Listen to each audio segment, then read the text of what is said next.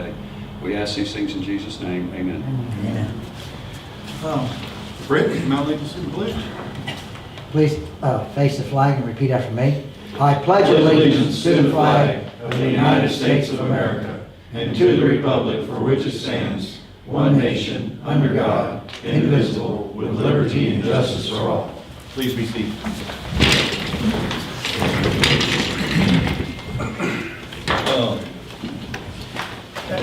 Is our live stream working? All right. I'd like to remind everybody we've got audio and video recorders that we're live streaming tonight, and to please silence your cell phones if you have.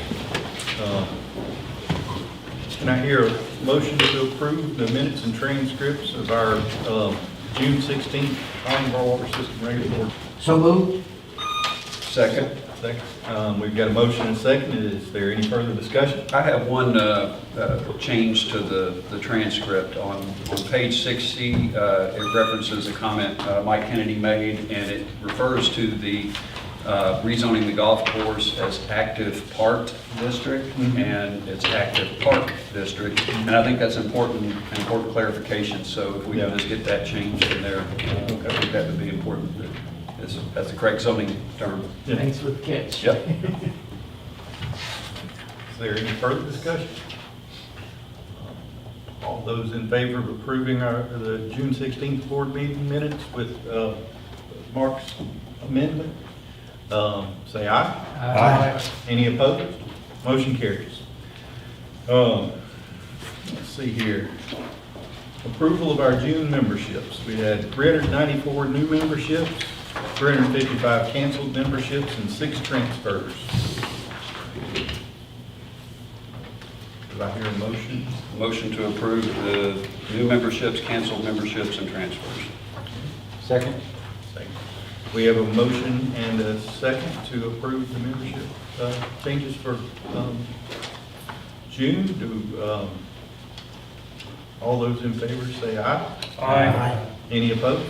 Motion carries. Review of the June financial statements. Has everyone had a chance to review the financial statements? Are there any questions? I did. Give me a minute to. On our budget versus actual worksheet, just a question on the depreciation and amortization. It doesn't have an amount for the budgeted amount, both on the monthly and on the year-to-date. Is there a reason why the depreciation and amortization is not budgeted for? Generally, I didn't do the budget last year, but generally the budget's going to be cash items. And the depreciation and amortization are, of course, are intangibles. They're not items that affect the cash flow of the company. But it is something that we can project, and we're obviously projecting a net income, that takes that into consideration. Then, whenever the board does the budget this year, we will need to make sure we tell the head of the company to do it. Yeah, I just was curious about that. Yeah, I did not do the budget. As you know, Rob did the budget last year, so I have no problem with entering that for the future budget. And I believe with the depreciation, that will just help out on our taxes at the end there. Is that correct? Yeah, well, it helps your bottom line, I think, yeah. But I'm with you. I mean, we'd like to guesstimate the depreciation. I don't like to see gaps, where Where are we match at? up. Okay. The budget versus actual worksheet. It's the color-coded thing about 3 pages in when you're, And have one. that's actually a good question, Mark, I guess. Once you get there. Yeah, that one. You see how he's talking about depreciation and amortization? They're blank going across as far as budgeted.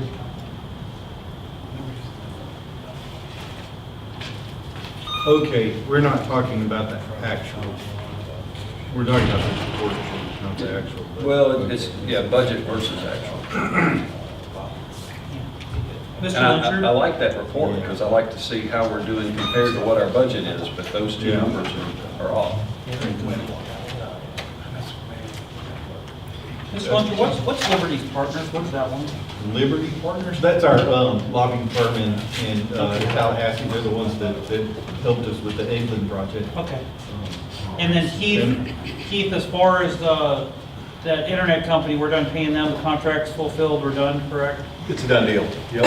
Sent them a letter of cancellation, so we're done with A that? long time ago, yep. Okay, thank you, sir. There was a bill from them on this month's expenses, though. Should have been the last one. Should have been the That's last the one, last Should one. have been the last one, I believe, wasn't it? That's right. Okay. That's what James and I are talking about. I do have one other question. Okay. On our income statement, under revenue, the second one from the bottom is miscellaneous revenue wastewater. And this year, it's showing a negative number. Last year, for the month, it was $55,000. What is miscellaneous revenue for wastewater? Barbara? I believe that is the shared part of the impact fees. Okay, and then we're at a negative number this year compared to last year. This month was $55,000.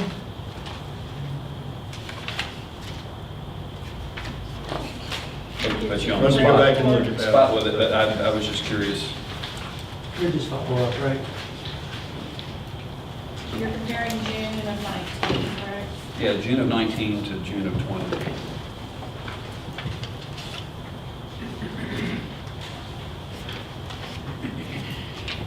And I recall for 2019,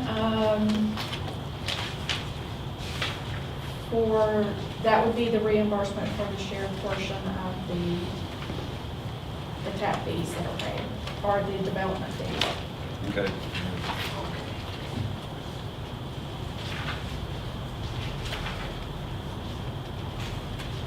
I don't have any other questions.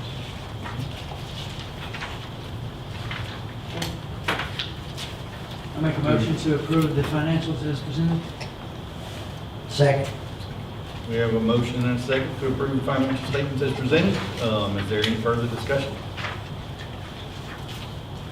All those in favor say aye. Aye. Any opposed? Motion carries.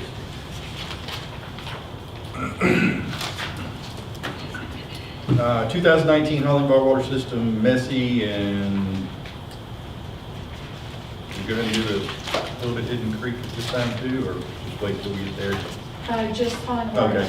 Holland Water System and messy corporate income tax returns. Does anybody have any questions on the return? Have you looked at them and are you Yes. good with everything? I think so. Okay. I don't see any problems, but I'm not a tax expert. Yeah, I started going down that one line item and like, then there's another page. More and more. There's 30 pages. Yeah. Motion to approve the tax returns as presented. Second. We have a motion and a second. Is there any further discussion? When noted, all those in favor say aye. Aye. Any opposed? Motion carries. We file our tax returns.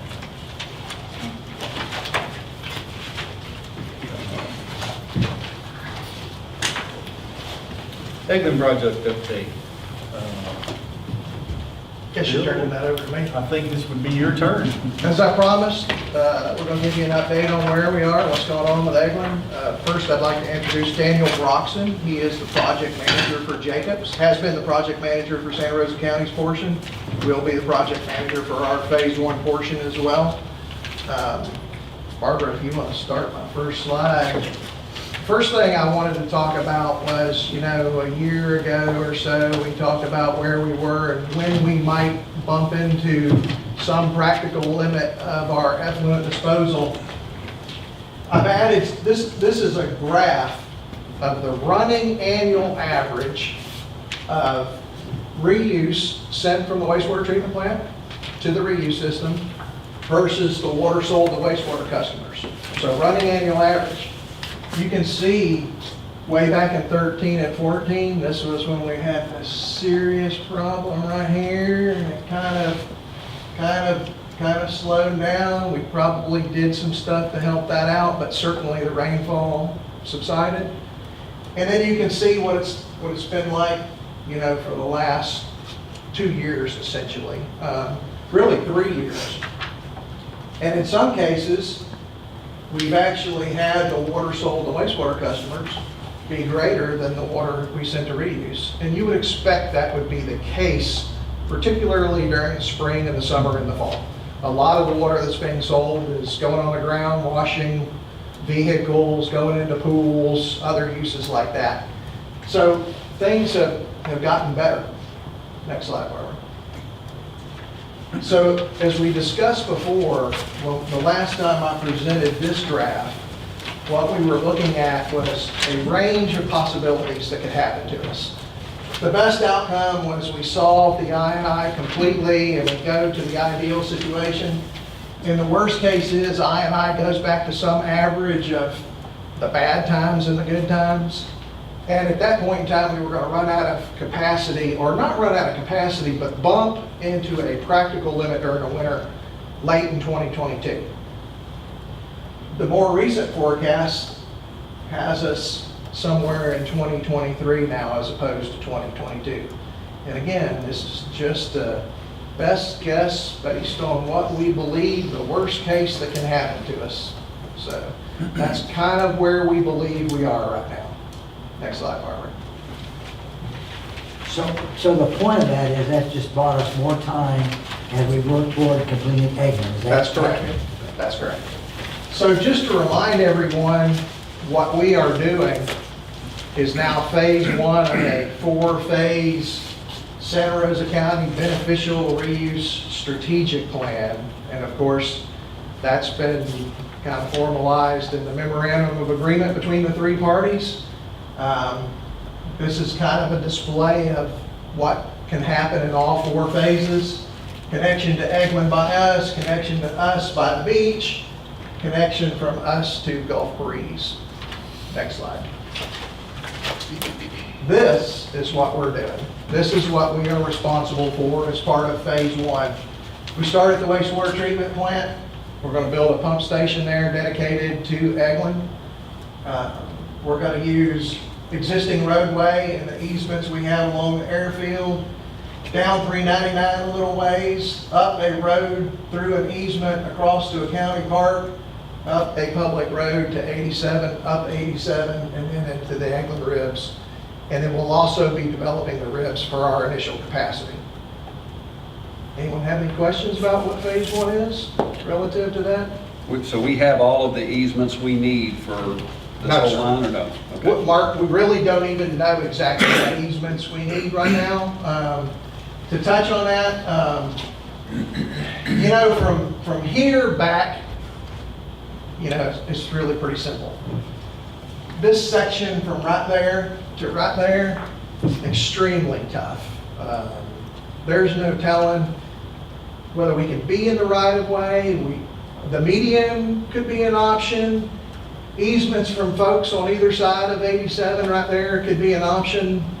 But to answer your question, no. That is part of the design process, is to identify what we need and to acquire those. Okay. Next slide. So the county has paid Jacobs to do a preliminary engineering report. It's kind of the first phase of phase 1. That preliminary engineering report hasn't been published yet, but we do believe that we're very close, or that they are very close to publishing it. Of course, that preliminary engineering report essentially identifies the best route and the cost to do phase 1, as well as phase 2. This is the updated cost for phase 1 right here, as well as the distribution of those costs in accordance with the MOA. So we got a total project of around $10 million, of which ultimately we're going to be responsible for 6.8. The county's going to be responsible for 3.1. This chart does not include the money we will owe the county for our portion of the work to date. This is strictly the cost for phase 1. So it's a little bit, right now, it's projected a little bit less than what we have been thinking for the last year or so. But again, as with any cost estimate, I can't even remember what contingency we have in here. I think it's a 10% mostly, maybe a little 15%. 15 to 20%. Oh, okay, so it's a little higher than what I remember. None of us knows what's gonna happen, 6, 8 months from now when this thing gets closer to construction, so. But that's our best guess right now. Phil, so do we have any idea what our fair share of the work to date that Jacobs has done is going to be? I'm gonna say the total expended to date is somewhere around $1.5 million.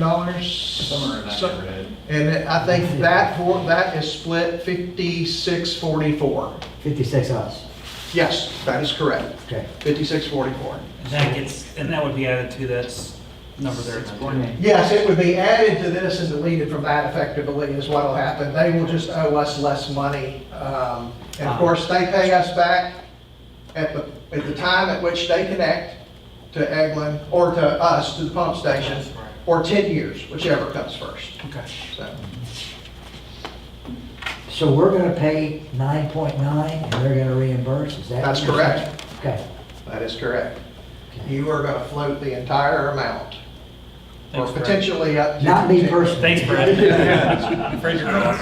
Yeah. That's a drop in the bucket. Excluding any Florida, Northwest Florida Management District. Yeah, to go back to the 4 phases, no one has made anyone a guarantee at this point in time. There is a document that has been prepared by the Planning Council to be used by the Water Management District to obtain grant funding. Whether that grant funding might be from the budget of the Water Management District or from DEP's budget, we don't know yet. They're trying to figure that out.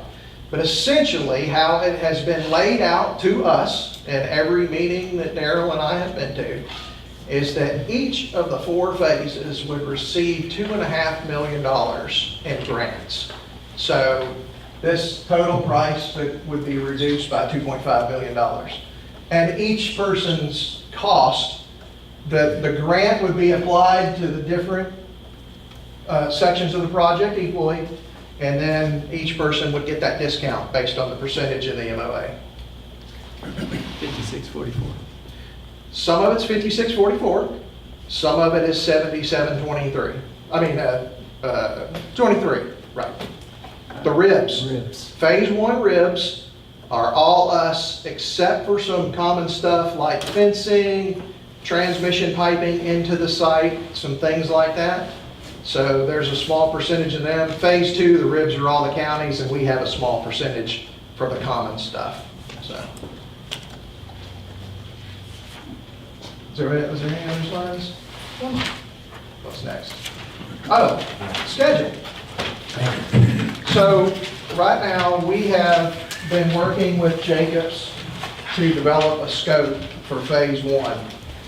It's 74 pages long, and this isn't even the contract between the 2 parties. But as part of that scope, they have developed the schedule that you see up here.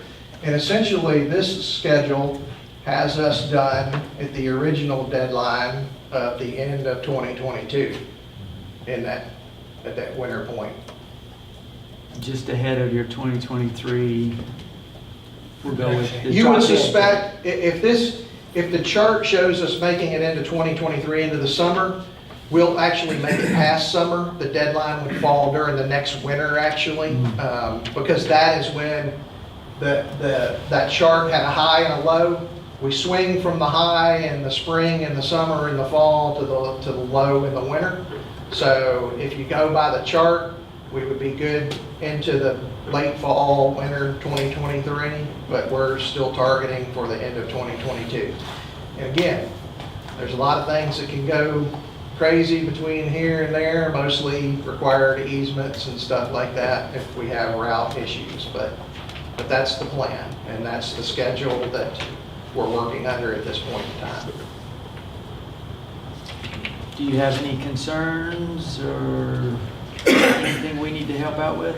No, I believe that Darrell is going to be requesting authorization to execute a contract in accordance with the MOA. Right, so to continue where we are right now before I answer your question specifically, the county hasn't issued the preliminary engineering report, but we do believe that the costs that I showed up here are the final cost. It's possible Roger could adjust those costs somewhat. I think we're pretty good though. Those costs were evaluated, put together by them. We beat them to death. I'm sure they independently of us had contractors look at them. We had our own contractors variously look at them and provide input to us, which we provided back to them, which made adjustments to those costs. So it's possible Roger could, but at this point, I'm not imagining any much change in those costs. So at this point, we think those costs are set. We want to give Roger one more chance to say they will or won't change. We also want Roger to be able to review the 74 pages in the fee that is provided by Jacobs. Since they have skin in this game, we think it's fair to allow them to have that. So the motion that Darrell envisions includes that at this point in time. Any concern I have is mostly related to that section of Highway 87, to answer your question.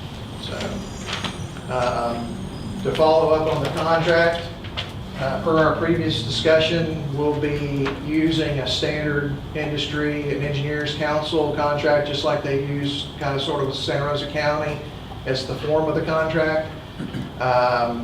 It's subject to Will Dunaway's review and approval of the contract and the task order. I wouldn't envision there's anything in the task order that Will would have issue with, but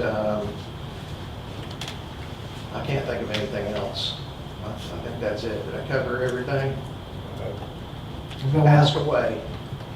The easement issue that concerns you obviously in 87, I see in our activities here, easement acquisition starts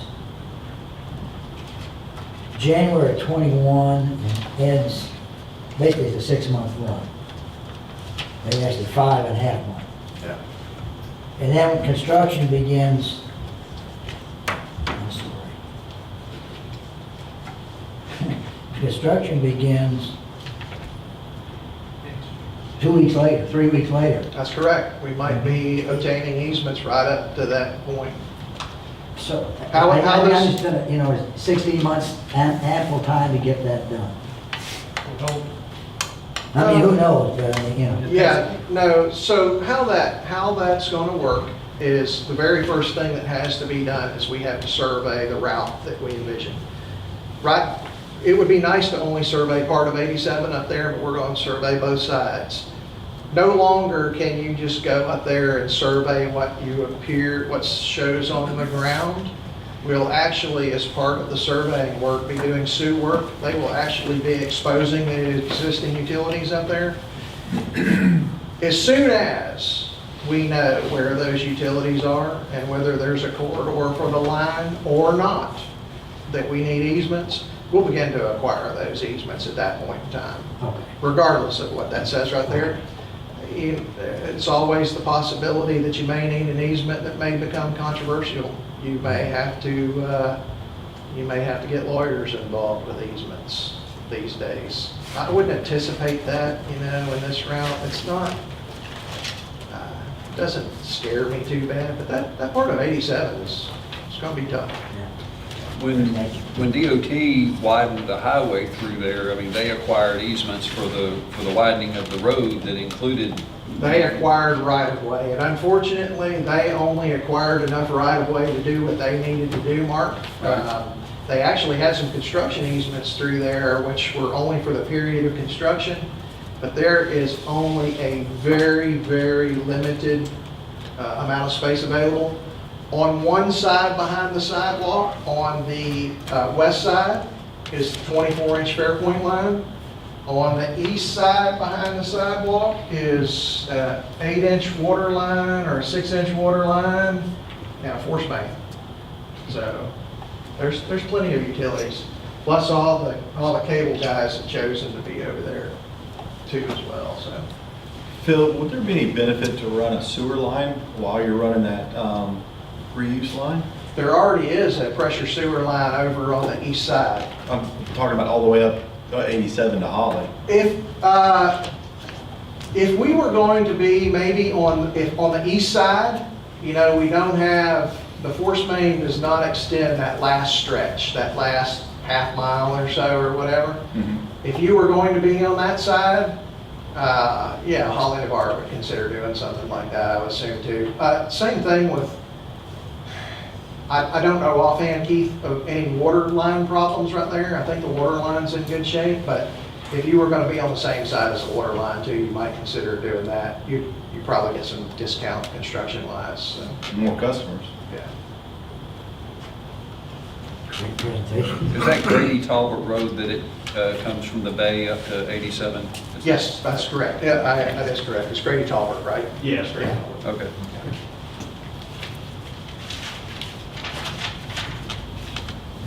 That it? Awesome. That it? I'll turn it back over to you for All right. for the motion.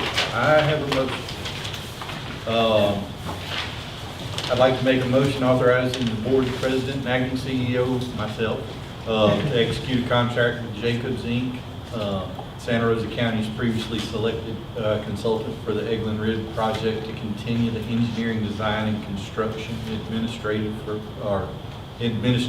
phase 1 of the regional reuse system in accordance with the memorandum of agreement with Santa Rosa County.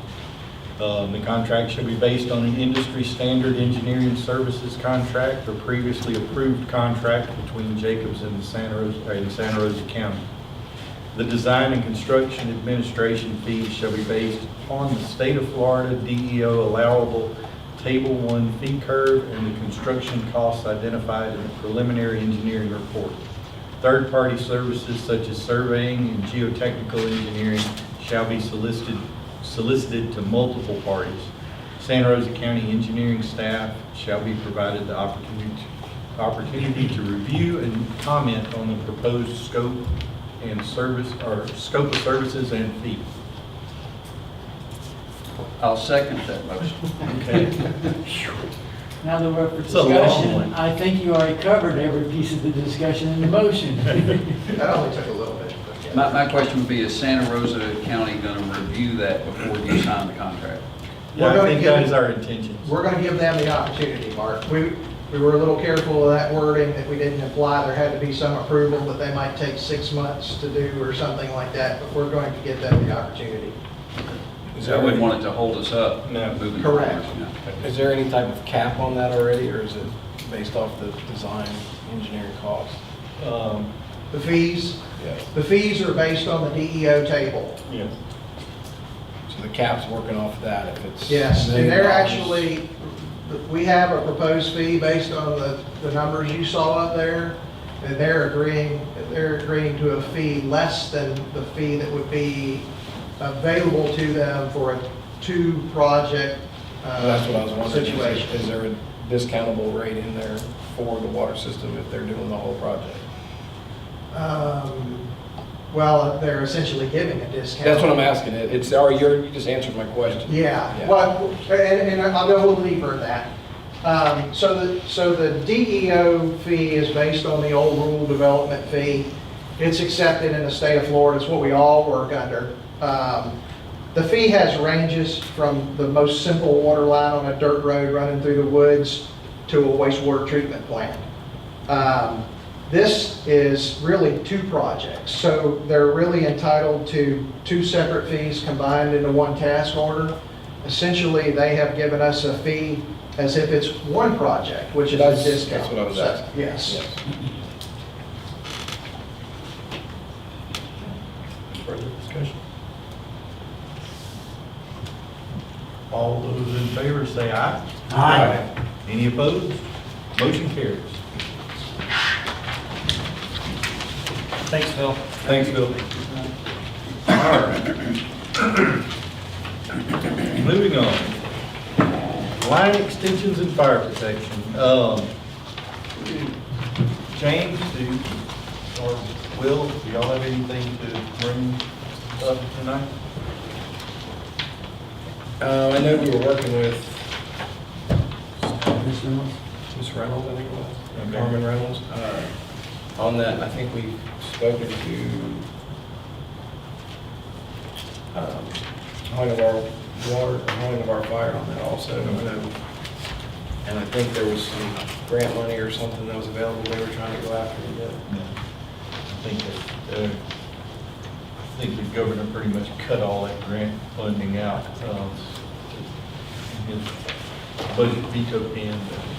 And Ms. Reynolds wasn't able to make tonight, she was going to that Okay. campaign debate, Okay. the candidates tonight, so I spoke with her on the phone, and I'll follow up with her tomorrow on it. Okay, we'll just bring it back to the board next month. Yes, Yeah, we but I- appreciate it. I know we talked about having a dedicated group of our people to put the lines in. Yeah.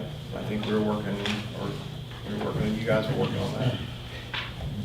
Yes, to a certain extent, but we're waiting on finding out whether The grant money, what we had to there's do any first, grant yeah. money from the fire department, because they're the ones that have to get the grant money. We Right. can't.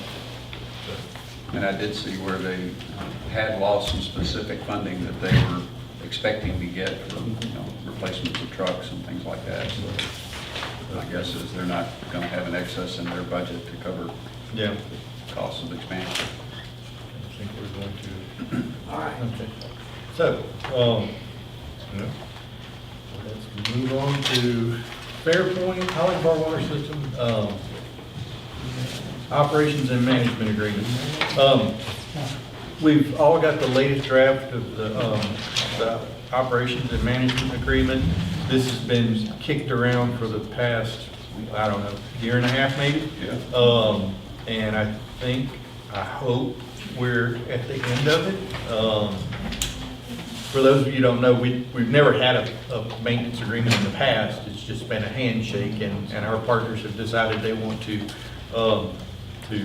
have a formalized operations and management agreement,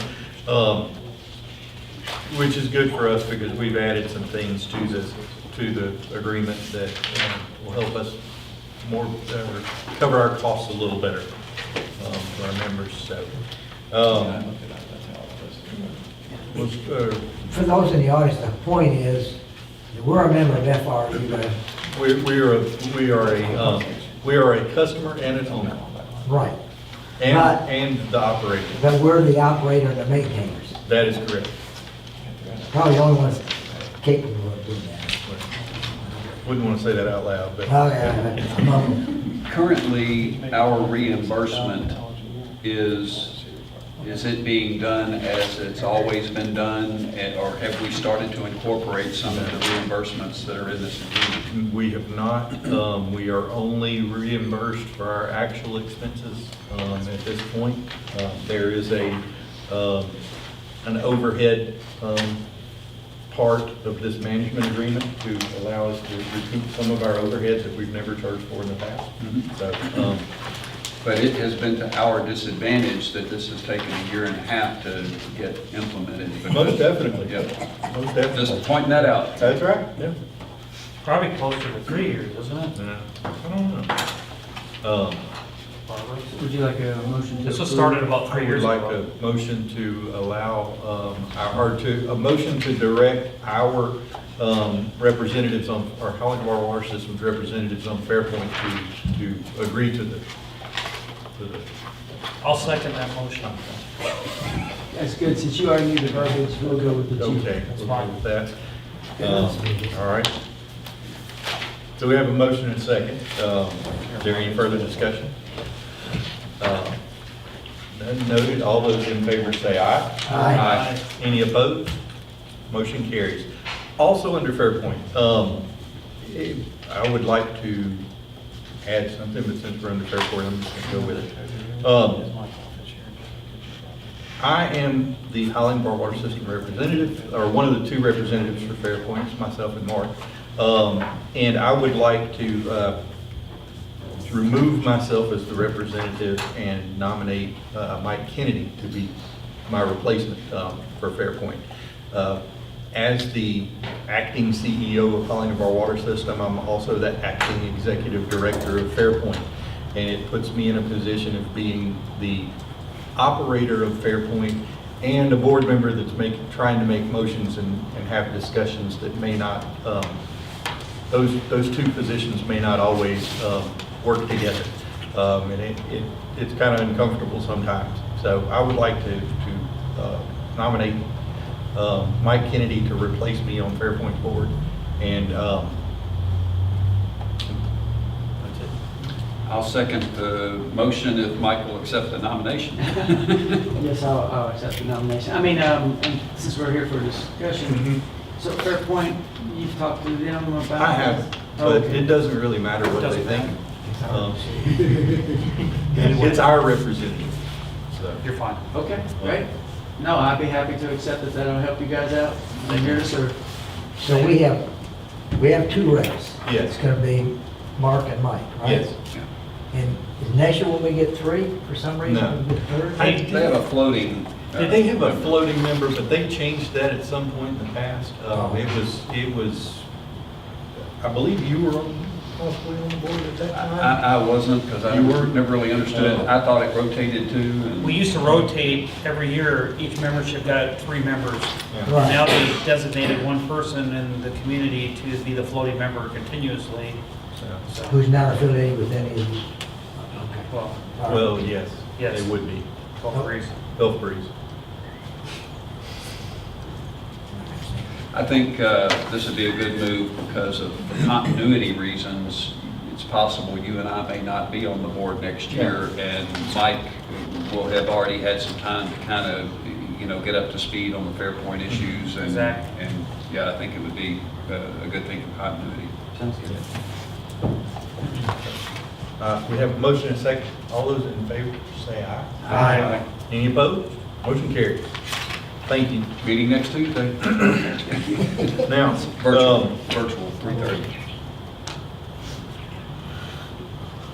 we received the latest draft of the Fairpoint Gulf Breeze settlement agreement.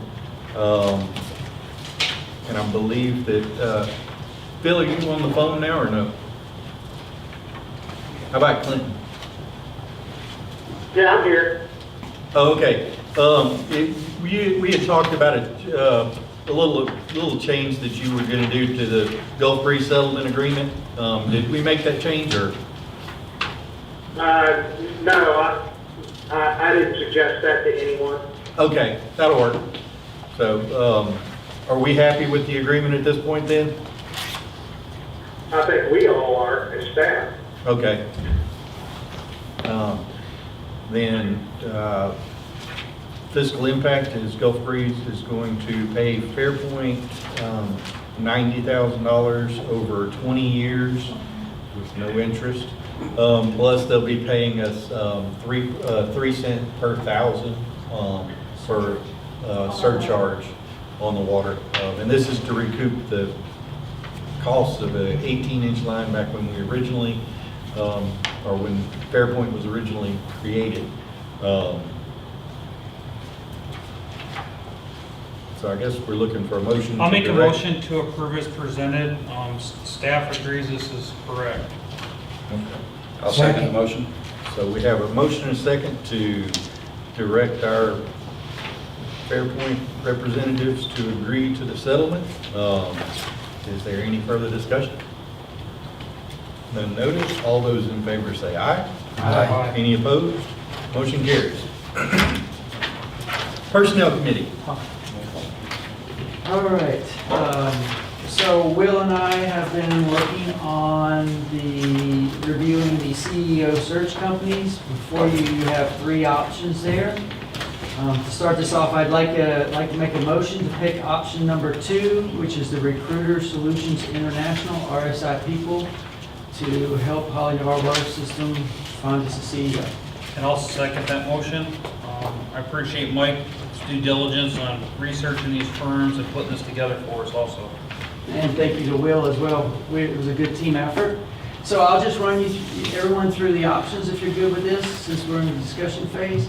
So option 1, Reaction Search International.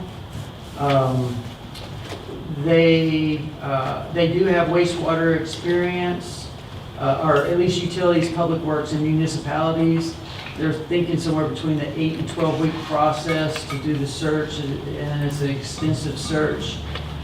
They did have a few negative reviews on the company itself.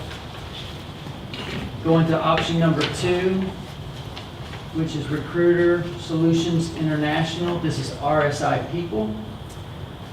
Ms. Sprouse is the managing director there, and I have spoken to all of these people here. Ms. Sprouse, she has 15 and 20 years of experience specifically in the filtration and the water and wastewater industry. If you look on the website for RSI People, they actually also have a drop-down tab for this industry, and she is the go-to for that. She has 15, 20 years. The priority search plan will be 75 to 100 candidates, hopefully to whittle that down to 2 to 5. And the range, again, hopefully within 90 days. So we're probably looking somewhere between 2 to 5 months.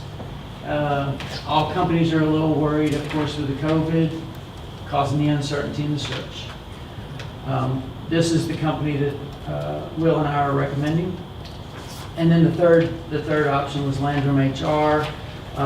Miss Wendy Fairchild, very respected recruiter. She's got 20 years in the recruiting industry, not so much in the water and wastewater industry. And so they too are also thinking somewhere between 3 to 5 candidates, 4 to 5 weeks or longer, depending on the COVID. So those are your 3 options. If you have any questions.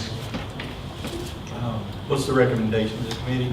The recommendation committee is option number 2, Recruiter Solutions International, which is called RSI People.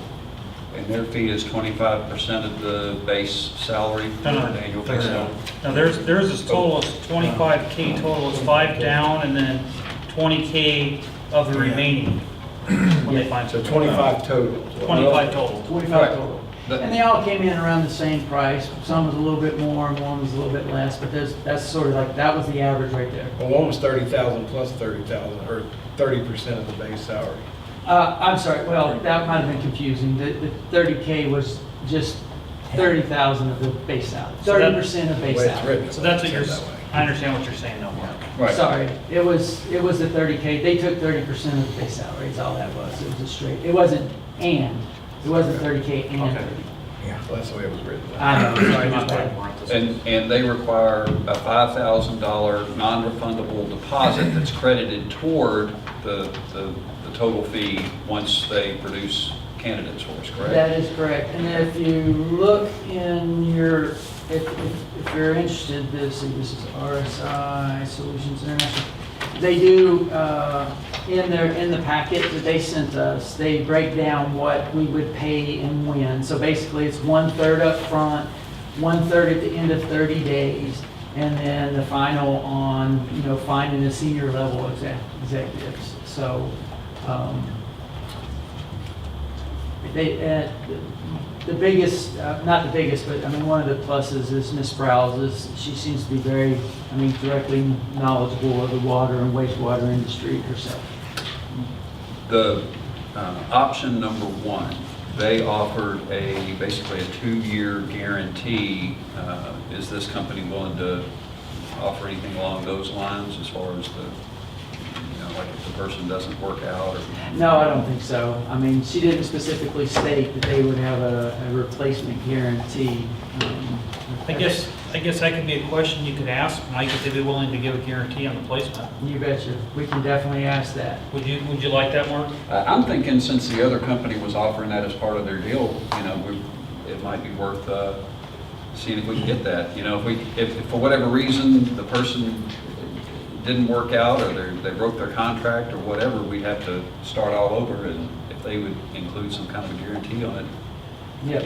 and they would have already kind of done the preliminary work on it. And I can definitely ask and see if we can get that put in there.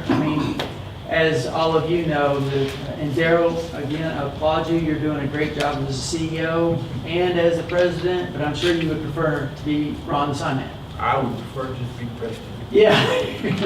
So this is, in my opinion, this is one of the most crucial steps, is to get us a search going for hopefully the face of this company for the next 20, 30 years. Exactly.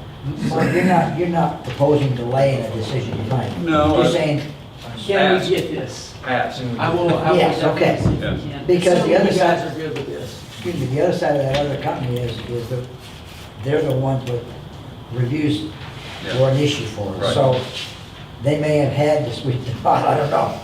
But, That's so. actually what I was thinking. Okay. And I will add that to There's no it. reason we can't ask. And so are we, I'm just saying that, yeah, so is our motion authorizing you to sign whatever contract that they present us, or are they gonna send us a contract for us to review and we do it on a board action without a meeting, whatever you? We would, I would definitely not sign it until our attorneys had a chance to review it. So I would think so one, I have a motion out there right now that we were to accept option number 2 as our search company. Mhm. And if you accept that, then we will go with the next steps of getting the actual paperwork and then and formalizing the real contract, and whether or not that requires a board action without a meeting, or hopefully it wouldn't take a month to get there. I remember briefly, y'all had a set standard that you guys were looking for the CEO position. We have a Has that job been- description. Has that been ironed out completely now? Well, I'm not sure if we've all agreed really on the job description, but we have an 80-20, let's say we have an 80% completed job description. Yeah. And with the, I personally, I think it makes it a lot better that we've got a professional search organization, especially one that's involved in the water and wastewater industry, because they can actually help with that. That's true. Yeah, if we're missing something, because they will come in and they're going to ask us, what are we looking for? We can give them this is our job description, but then I think they would be able to help us Well, also that's what I was wondering. finalize the, I think what Mike's wanting to do tonight, and what we're trying to do tonight, is get the board to approve selecting No, I'm fine with that. number 2, and having them send us the contract, have the attorney review the contract, and have Mike inquire about what the replacement guarantee is with their contract. Right, and I don't think we need to wait 30 Absolutely. days if we can get it done without a board action. Yeah. Well, Again, that's let's my just get it point. done. I don't want us to have to wait till next No. month's meeting No. to have them get started. If we get a contract that's acceptable, send it out to the board, and we can do a board action without a meeting for Daryl to Yeah, sign. I'm fine with that That's too. fine. I'm fine with Okay. if you like that, I will. Just read. I'm sorry, Mr. Kilpatrick, not that you want to just give it a rubber stamp, but take you a week to review it, a few days? that. So the point is, you're gonna get the contract to the president, who's gonna get it to the attorney, who's gonna get it approved. And once we're good with that, he's okay, you're gonna sign. Is that accurate? Well, one step in between there is once we get the contract, Keith's good with it, then I'm gonna send, or Barbara's gonna send out a board action without a meeting. Okay. Authorizing, telling everyone that and asking for authorization to sign. And the whole idea is we want experts, we need to move on with this search, so, good. Well, and technically, it's within your spending authority, but I know we should My do, spending we authority. should do it the proper way, which is fine. So if you guys are good with that, I will get back with Ms. Sprouse tomorrow and start getting everything together for Daryl to then Do you take need off. to amend your motion to say any of that stuff? No, we should be good. We're selecting them. Yeah, if you're good with selecting them, that's about all I need for tonight. So did someone second it? It's seconded. So we have a motion and a second. Is there any further discussion? And noted, all those in favor say aye. Aye. Any opposed? Motion carries. Thank you. You're fired too much, by the way. Huh? You're fired too much. As long as I can keep getting my paycheck. It'd be never too soon.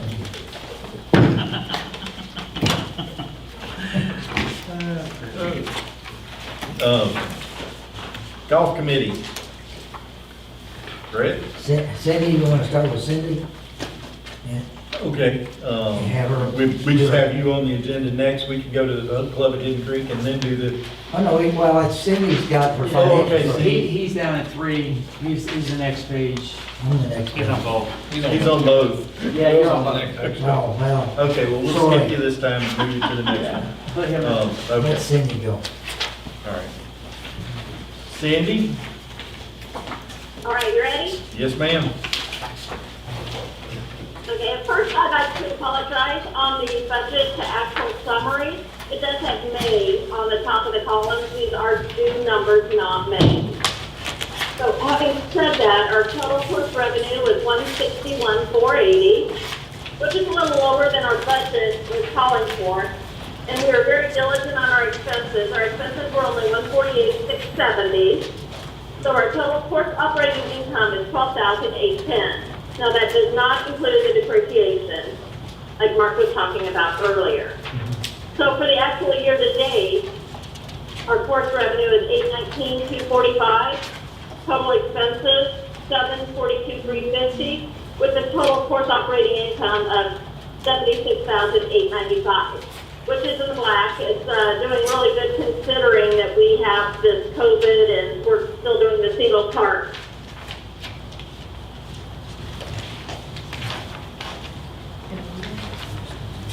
Yep. Any questions? Yeah, so Cindy, I guess I did have a question. This is Mike. Okay, Mike? And it's hopefully, I mean, it looks like a good question. I did notice that your Centennial Bank operating account, the assets went up by, Yes. there's actual money going up in the, is it our checking account or our operational account? Total cash on hand this month is $333,378. So it did go up $20,000 from last month. And the cash going up, I mean, it's from, as you're showing here, is the revenue generated from the golf course, correct? And in other words, you're not selling any asset that's making that go up. No, sir, we have not sold any assets. Cool. I mean, I'm just pointing out that you're up 20,000 in the actual bank account, so. That could be a power bill. Yes. That ain't been paid. Yeah, I know all that too well. If I made money, not this far off, power bill didn't get paid. Tire bill, things like that, See, I just want to point out, I know you're out some days, and I know that's a concern to you, but your staff really handled things very well. Everyone on board was right there to support you, so I know you're grateful for all their good work, and we're very appreciative as board members as well as golfers of how that course is looking and how nicely things are going. Thank you very much. Absolutely. We got a hardworking team out there. They're doing a great job. Cindy, is there anything else you want to report, or are we approving these? Need to hear a motion to. Yep. Is there any other questions? No, ma'am. Okay, I just wanted to say that even with all this COVID and the slowdown, we're still in the positive, which I was very excited about. Looks very good. I'll make a motion to approve the 2020 financial statements for the club at Hidden Creek as presented. Second. All right, we have a motion and a second to approve the June 2020 financial statements as presented. Is there any further discussion? None noted. All those in favor say aye. Aye. Any opposed? Motion carries. The club at Hidden Creek corporate income tax returns. I hope everybody's had a chance to take a look at the tax return for club. Does anyone have any questions on it that I may be able to bore you with an answer? My same question as before, have you looked over them and are you Yeah. comfortable with them? I have. And just, I mean, if I'm reading this correctly, we have an ordinary business income after all the taxes of $8,563? That is what we reported. So is this the first time in history we're paying taxes on? Oh, we're not paying income taxes. No? Got lost carryover. No, we have. Well, I mean, other than that. We if had if $2.5 didn't- million worth of losses, dude. If we didn't have lost carryover, this is the first time we. Come on, Mike, you can't have the depreciation when you want it, the lost carryover when you don't. Come on I tell now, you you know what, that. that depreciation is killing me now. I would hope that in the future, if someone noticed that we were going to have taxable income, we would reduce the amount coming from Holly Navarre Water System to solve that problem. But ultimately, again, this is, I'm just pointing out, this is Yeah. a positive number. Oh, it's most definitely, it's a positive number. We have reduced, what it comes down to is that number is positive because Cindy's doing an outstanding job. And she's really done an amazing job with, we're giving her less money this year than we gave her last year, and last year she got less money than the year before. So, she's doing more with less, making it last longer, so it's really good. I don't remember, did we motion to approve these yet? No. I don't know. I'll make that motion to approve the tax returns as submitted. So yours is complete. On this 3 pages. We have a motion and a second. Hang on a second. No, you're fine. That's fine. Not yet. I missed it all 3, now yours is complete.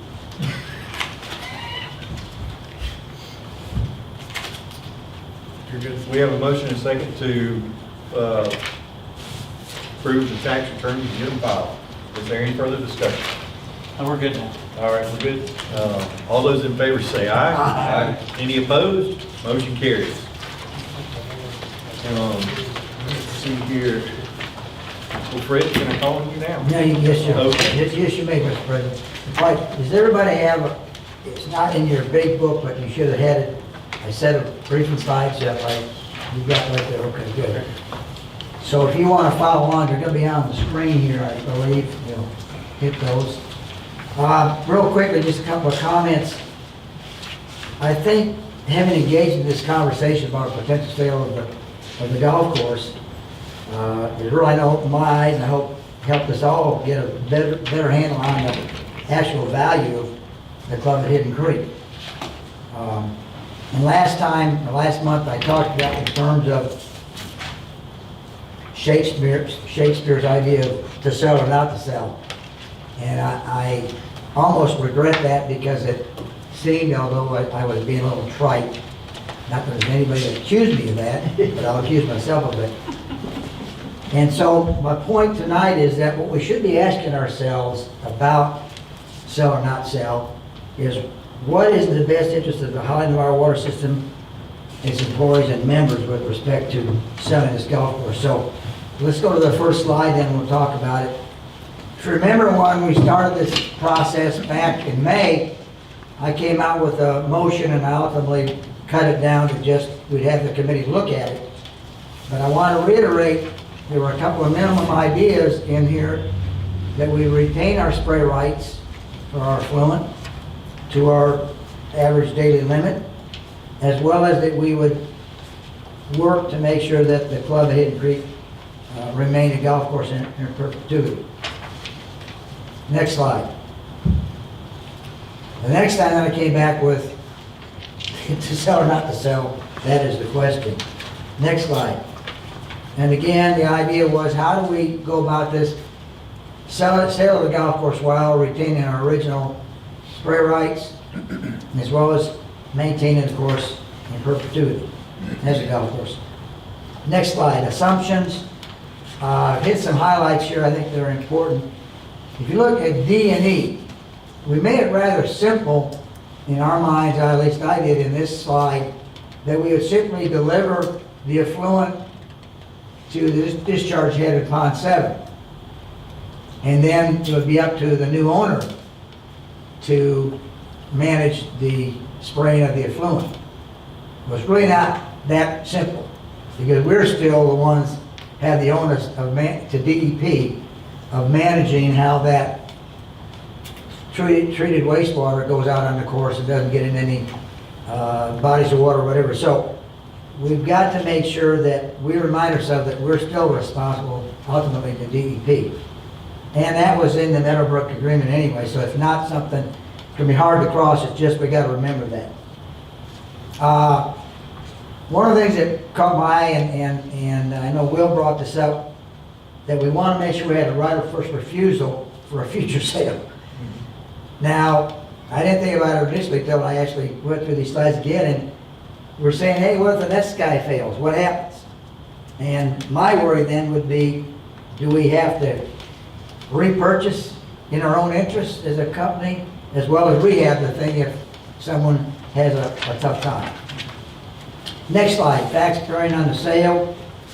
Again, we often think of the golf course as a $2.0 million asset. And we've forgotten the idea that that spray field, I know we've already tried to find other spray fields and whatnot in the meantime, has a value of $4.53 million, estimated replacement cost, if you could find some land. And of course, we continue to provide a good experience at the Club of Hidden Creek, and I know Mike and I can both attest to that. Next slide. And that, analyze the sales options.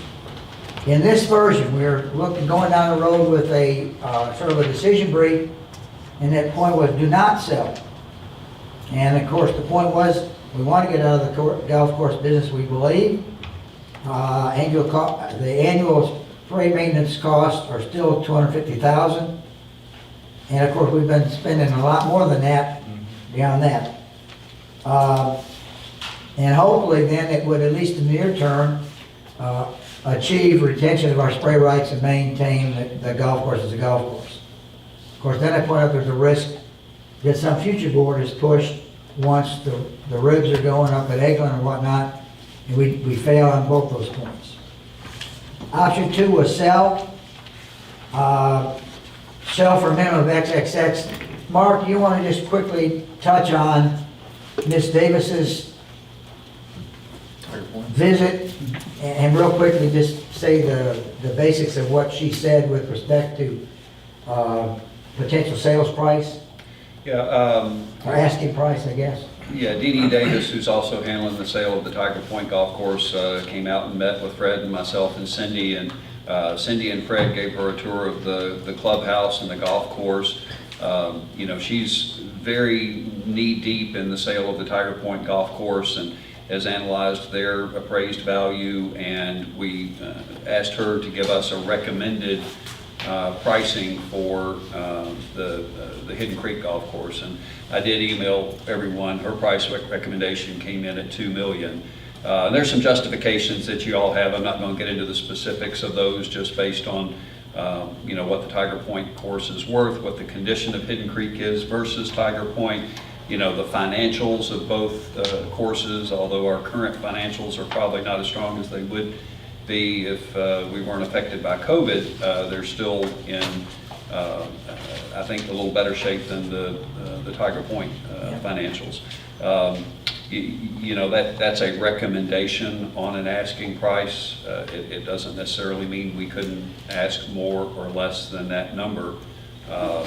You know, the other side of that is that she did comment that she thought that it would be a very good idea for us to have a purchase agreement prepared and ready for any potential investor that might be interested in buying the course, because that's kind of been a holdup for them with sale of the Tiger Point course. When they initially started getting interest, they didn't have a purchase agreement yet, and so by the time they got that together and everything, it didn't work for that particular investor. So anyway, the logic is, you've got somebody that wants it, you say, okay, these are our terms that we're asking for, and it lets them see all of the conditions that are going to be part of the sale, and what the price is, and they can make a decision if they're interested. But that can be drawn up without having a realtor, for say, in place that has to do a commission-based sale. Absolutely. We can go ahead and have our attorney draw that up, and there's no... I would suggest, let's look at theirs. You might be able to use their same contract.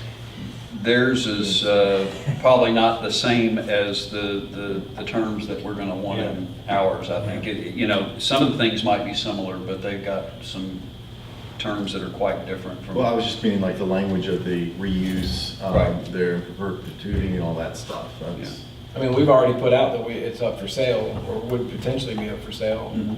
without having a realtor. So if we would gather interest off of it, you got Keith that draws up the paperwork, has a potential buyer sale. Well, my understanding is we do even have some potential folks that. I don't know, I'm just saying, we put it out Expressed there. an interest in it. But my thought through all of this is that, you know, she's already got some investors that are looking at Tiger Point that might also be interested in Hidden Creek. And, you know, that's kind of what you'd be paying her to do, is go out and procure that investor buyer, some of which are coming from other areas outside of here that don't even know about Hidden Creek Golf Course yet. Okay. And the best situation would be, anytime you're selling anything, is to have more than one person at the same time that wants it. Well, let's continue on that. Thank you, Mark. Coming from the road. Yep. Again, sale, so we're looking at $2 million, basically, still retaining our rights and perpetuating it as a golf course. And obviously, we're talking about we could use some of those monies for projects we needed it for. One more thing, Mark. Now, when we visited with Dee Dee, you and I and Cindy, we had the impression there were like several, I'm not going to quote the number, but several people interested, as you just said, in Tiger Point. Now, recent communications from her did not let me believe that that was no longer the case. Am I correct in saying that or not? No, she still does have some interested parties and was actually hoping to have an offer on Tiger Point soon, but she does not have that in hand yet, She's not Okay, reading good. that somewhere that said, as of a couple of days ago. Okay, good. didn't I read the same email that you're referencing? Didn't I read the same email that you're referencing? I seen something come across that they had Yeah, I prospective know, buyers. something caught my interested. eye in these recent communications, only because of the conversation we had with her on the course. Good, that's good news, obviously, because we still were able to use Tiger Point as a baseline, and we even have the appraisal that was done. I think you all Yep. received that in your email. Well, I know I reached out to several potential people that would be interested in it, and they all said they're not interested. Several professional golfers that live in this area that are on the PTA, and bigger clientele that I know personally. Yeah, I'm aware of a couple of people or entities that have expressed an interest in it already. Yeah. Okay, next slide. Then for conclusions, this again was last month's brief. I'm just trying to keep us up to date. We talked about eliminating option 1, which was not to sell, and option 2, then, again, we retain our spray rights. We keep the course in perpetuity, obviously a minimum of dollars, and then, you know, hopefully that money, if it's used for Eglin, will help defray any potential costs. Next slide. We were going to make a recommendation, some things, and then obviously, at that point, we felt we had some due diligence to make. So if you were going to sell it, these are some of the recommendations that at that point the committee had made. Again, I reiterate at the bottom that idea of if we sell, we want the right of first refusal on a future sale. It puts us in the catbird seat, but also puts us back in a position where, okay, are we going to repurchase and rehab again? So, Does anybody have the original purchase agreement that when we bought it from Meadowbrook? Is that floating around? well, I'm sure. I'm sure it is. I mean, you could start with that. I think I was able to download it, the purchase agreement. Can't you get that, some of that information from the? Yeah, you can get it from Oculus. Yeah. All right, next I could send slide. that to you. Next So I'm just slide. saying, you could start with that. It'd be a different situation though, because when we purchased it, we had different concerns than what we have right now as we're trying to sell it. You know, we already owned the spray field easement on the golf course. In this instance, when we go to sell it, we're going to want to preserve that spray field easement as well as potentially limit the use of it. Right, but I'm just saying that would be a good starting point. It's gonna have all the verbiage of when we bought it the first time. Well, I think we need to. We certainly want to look at that document. Let's go to the next slide, please. All right, so, kind of on a journey of discovery with this, with regard to selling or not selling. And here's some of the things I learned personally that have given me food for thought. It really is our primary effluent disposal site, the golf course is. I don't think I really appreciate that fully, and that's why I made the point earlier about the idea that we've got to make sure that, should we sell the golf course, that new person, we're not forgiven of our responsibility to make sure they meet DEP guidelines. She is a $4.53 million asset. The complex itself has a value to this company of $6.53 million. Some of the Tiger Point parameters that were inaccurate as they were given to me, the list price was accurate, but it appears, and I don't know if she gave you any more indication, DD, she was talking less than 1.99 million as I remember. Well, the appraisal, the total appraised price was, I think, 2.1, but when you back out the land that's not conveying in that sale, Right. that the city's going to retain, the value, if you break that appraisal down, I think it's 1.77 for just Right. the golf course. So, and that's just an appraiser's opinion of value. That Sure. doesn't mean that someone's going to come in and offer, their asking price or even the appraised price for it. The financials are not where they need to be, so, somebody's going to have to go in there and, basically turn that around and turn it into a profitable golf course. What did they use for comps though? Because no golf courses have sold in our last few Yeah. The years. appraiser did have some comps. They had 4 comps in there, Yeah. and none of them sold for anything. That's what I I'm mean, saying, the bottom comps line, would be that's- horrible. I mean, That's a real point. I would have used them. Like, this is what we're asking, I have no Yeah. comps, Then you look at the idea that I would, again, dumb me, I thought there was a provision that they would maintain that golf course. Well, the real provision then there is that the new owner, it doesn't say can develop, but the idea they can work with the 21 Tiger Point Homeowners Association to attempt to negotiate to develop that property beyond the golf course. That really struck me as a concern. Although, of course, those 21 HOAs have given a lot of grief, but they have no standing with respect to that property, I don't think. To that end, I did a little bit of my own research on that, and there is what appears to be some type of deed restriction agreement in a prior sale of the Tiger Point Golf Course that, whether or not it's legally enforceable or would impact somebody being able to do anything different, it's there. So, an attorney would have to look at that and see if that would affect the current, the city of Gulf Breeze and a future owner, because those things can expire if they're not worded the right way. And then the other side of that is the zoning at Tiger Point is planned unit development as opposed to R1. Yes. So it's already been zoned and part of a planned unit development, and somebody that's going to try to develop it is going to have to deal with that whole planned unit development. So the practicality of somebody buying that and developing it, in its entirety might be difficult at best. So anyway, that's just my comment there. And I will say that in talking, there were like 30 people interested, but they cut all of the developers. It was strictly people who said they were interested in the golf course. But I still don't like that caveat, if we're really interested in keeping it as a golf course. Okay, now, so I'm going to kind of flip on you and we're going to talk about why we might not want to sell. So here, let's go, next slide. Again, we should be asking what's in the best interest of our water system and its members.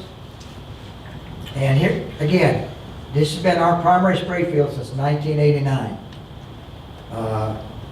We purchased it in 2011 for $2 million to gain control over that very valuable asset.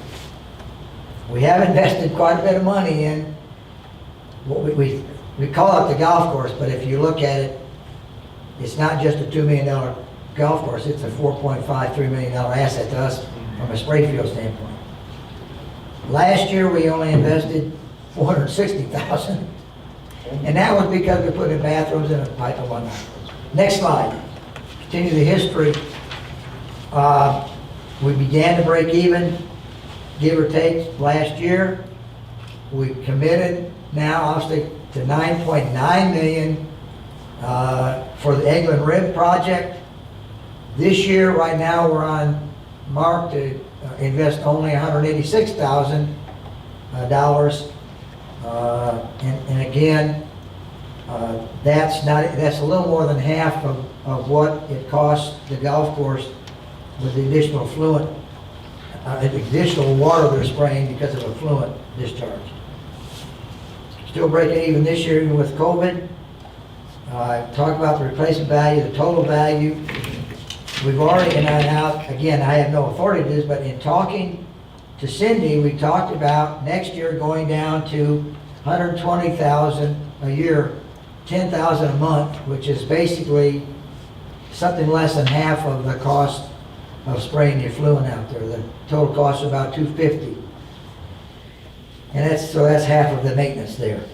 Again, they continue to improve the golf experience. And again,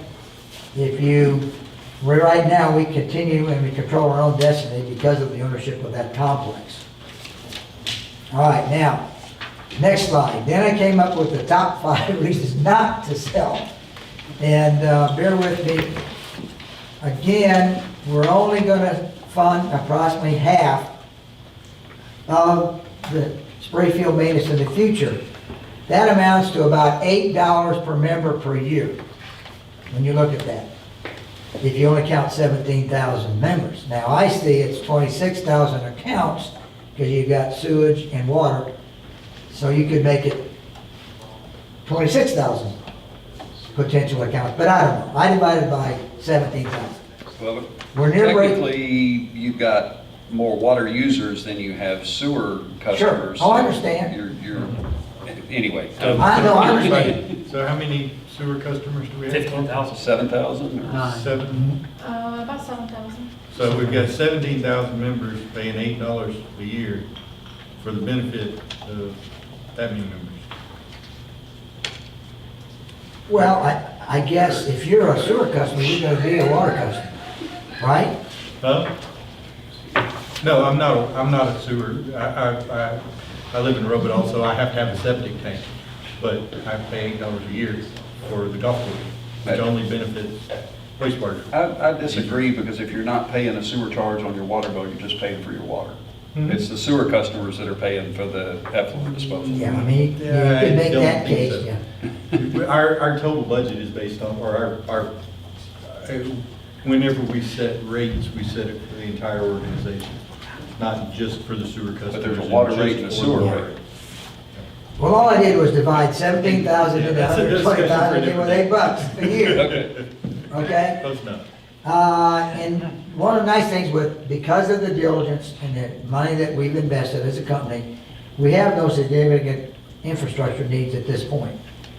Again, we continue to be, the club would continue to be our primary effluent disposal place. It has a value of $6.53 million. And again, we would retain our spray field rights and so forth. We don't delegate those. Now, if we decided not to sell, here's some action. Next slide. That we ought to be taking. My concern has always been the next board is going to, if they're pushed for some reason by either our members or whatever, we need to make sure that, like old demo me, I didn't really appreciate fully until it was explained to me that the club at Hidden Creek, that land is our primary effluent disposal site. One, because of cost of sending it up north. So, again, we need to know that. We need to, as a body, certainly the golf committee would take that on, formalize some success benchmarks for Cindy and her crew. Not that we haven't pushed them to do things, but help. Cindy and we've talked about doing some free internet marketing and whatnot, and I won't belabor that point. I think we ought to rezone it to P2 Park or whatever that, what did you say it was? What kind of park? It's park zoning. Yeah. And necessary, let's sell, if we need some capital, let's sell those home sites on the golf course. I think the bottom line though is, I think it truly benefits our membership if we control our own destiny with respect to our fluent disposal in the golf course. So, I know you're all tired of listening to me. I'm tired of listening to you discuss.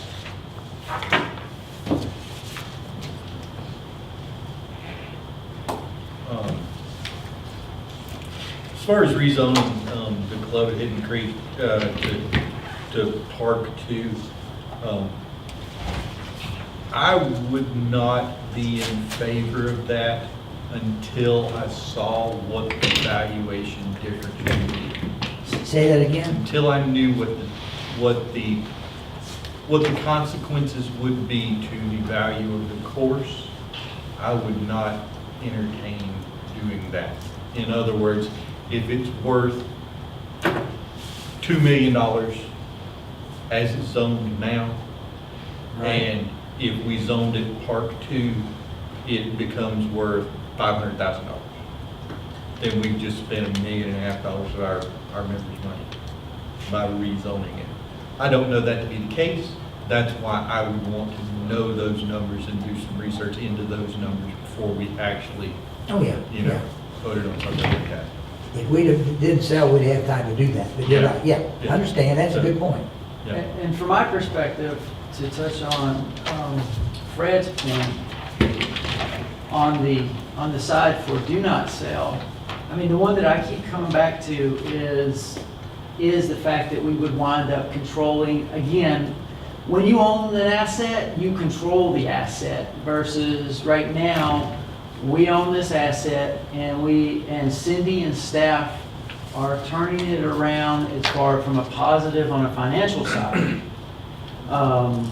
And moving in a positive direction. And so we at least can control the things that are gonna come up. Selling it, on the other hand, then possibly brings up if we were to sell it, if they go under, we wind up back in the same situation, possibly of the reason that you had to sort of buy it. And so we can either, if we're keeping it to continue to give Cindy and staff the ability to turn this into a viable business, which in itself might be the case that it's even more valuable to someone if they're going to buy it. Those are the areas that I struggle with. Is I know what I have with Cindy's and staff and their management, and they're moving in the right direction. I'm a little concerned about the unknown if we were to sell it, including the fact of if we sell the golf course and if for some reason it does get out of hand, we are still, even though we have in our hands, by right of the fact that we own this asset, we affect everybody's property values that are directly tied to the golf course. So if that goes south for any reason, at least we can control that now. So that's I'm just pointing that out as a. Well, what do you have coming forward on capital expenditures? Do you have major maintenance coming up in the next 5 years? Do you have major remodels that's going to be needed? Is it going to be greens need to be rewatered? Irrigation systems need to be redone? That's a good question. Cindy, I've worked on golf courses. I was there several times. And What did it cost when we had the hurricane before we purchased it and they had to go up through and fix all the trees? What'd that cost? That had been I astronomical. mean, your capital expenditures are going to be up in the millions of dollars just in replacing irrigation. Well, and I can only speak to what I know. They just replaced one of the pumps. They didn't come to us, the company. They ate that at this point.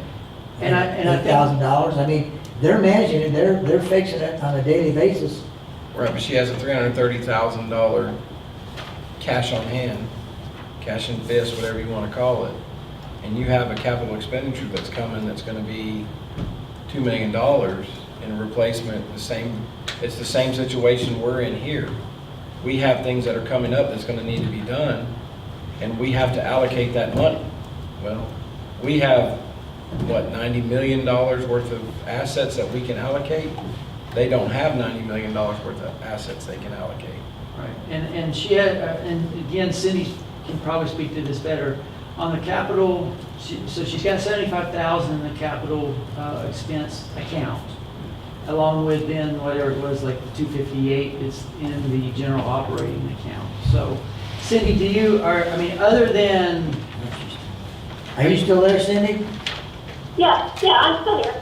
do you have anything, and Vice President Dabney's bringing up a good point as far as,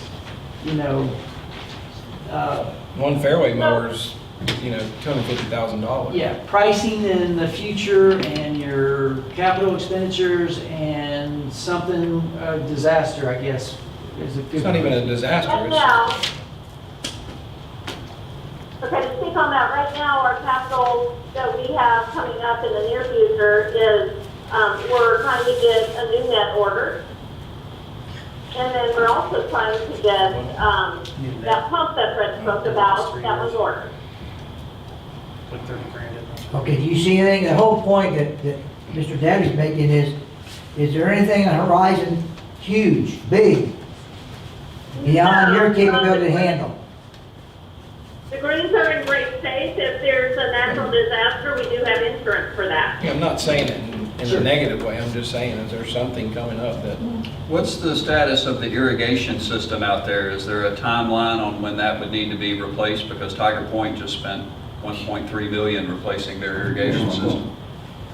What, I do know with Tiger Point that they did have some issues with the salt water when the hurricane came up and got into their irrigation system. Our irrigation is in good shape. We replace all the time. We repair it whenever anything's down. It's in great condition, actually. Okay. and I think that goes back to the point that was made about having some success benchmarks that includes, okay, how are we putting money back for the eventuality of something big? I'm just saying, you were doing all the pros, and I threw out a column that you're gonna have to Sure. look at moving down the road, if, and I understand we all have insurance. I got insurance too that said they're gonna pay me when my business closed because of COVID. Guess what? There's no pay coming. Well.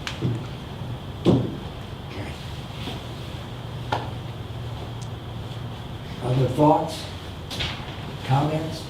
A couple of comments that I have, our current financials are not as good as they could be if it weren't for COVID. If you compare where we are year-to-date this year to where we were year-to-date last year, we're down from where we were last year. So just the timing of offering up a golf course for sale when our financial numbers, which, everybody's going to be looking at that, aren't quite where we hope they could be, that might impact the type of offer we would get now versus, ride this COVID thing out, see what it does next year. But there's uncertainty there too. And Will made the point, I didn't get, before I did finish this briefing and presented it to Will and Mike, I didn't get the review until after the fact, what you're pointing out, what a golf course is going for. It blew my mind. Now, a couple of them were, at least one of them was not really, there were four, one wasn't much of a count, but the other two still kind of blow your mind. And I was talking to someone the other day about someone down in Caryville or whatever that not only had the golf course and all the amenities, it also had condos and all sorts of things they couldn't get $1 million for. We're all sitting here looking at Sprayfield rights. You're talking about Sprayfield rights. The whole reason we're building Eglin Rib is for what reason?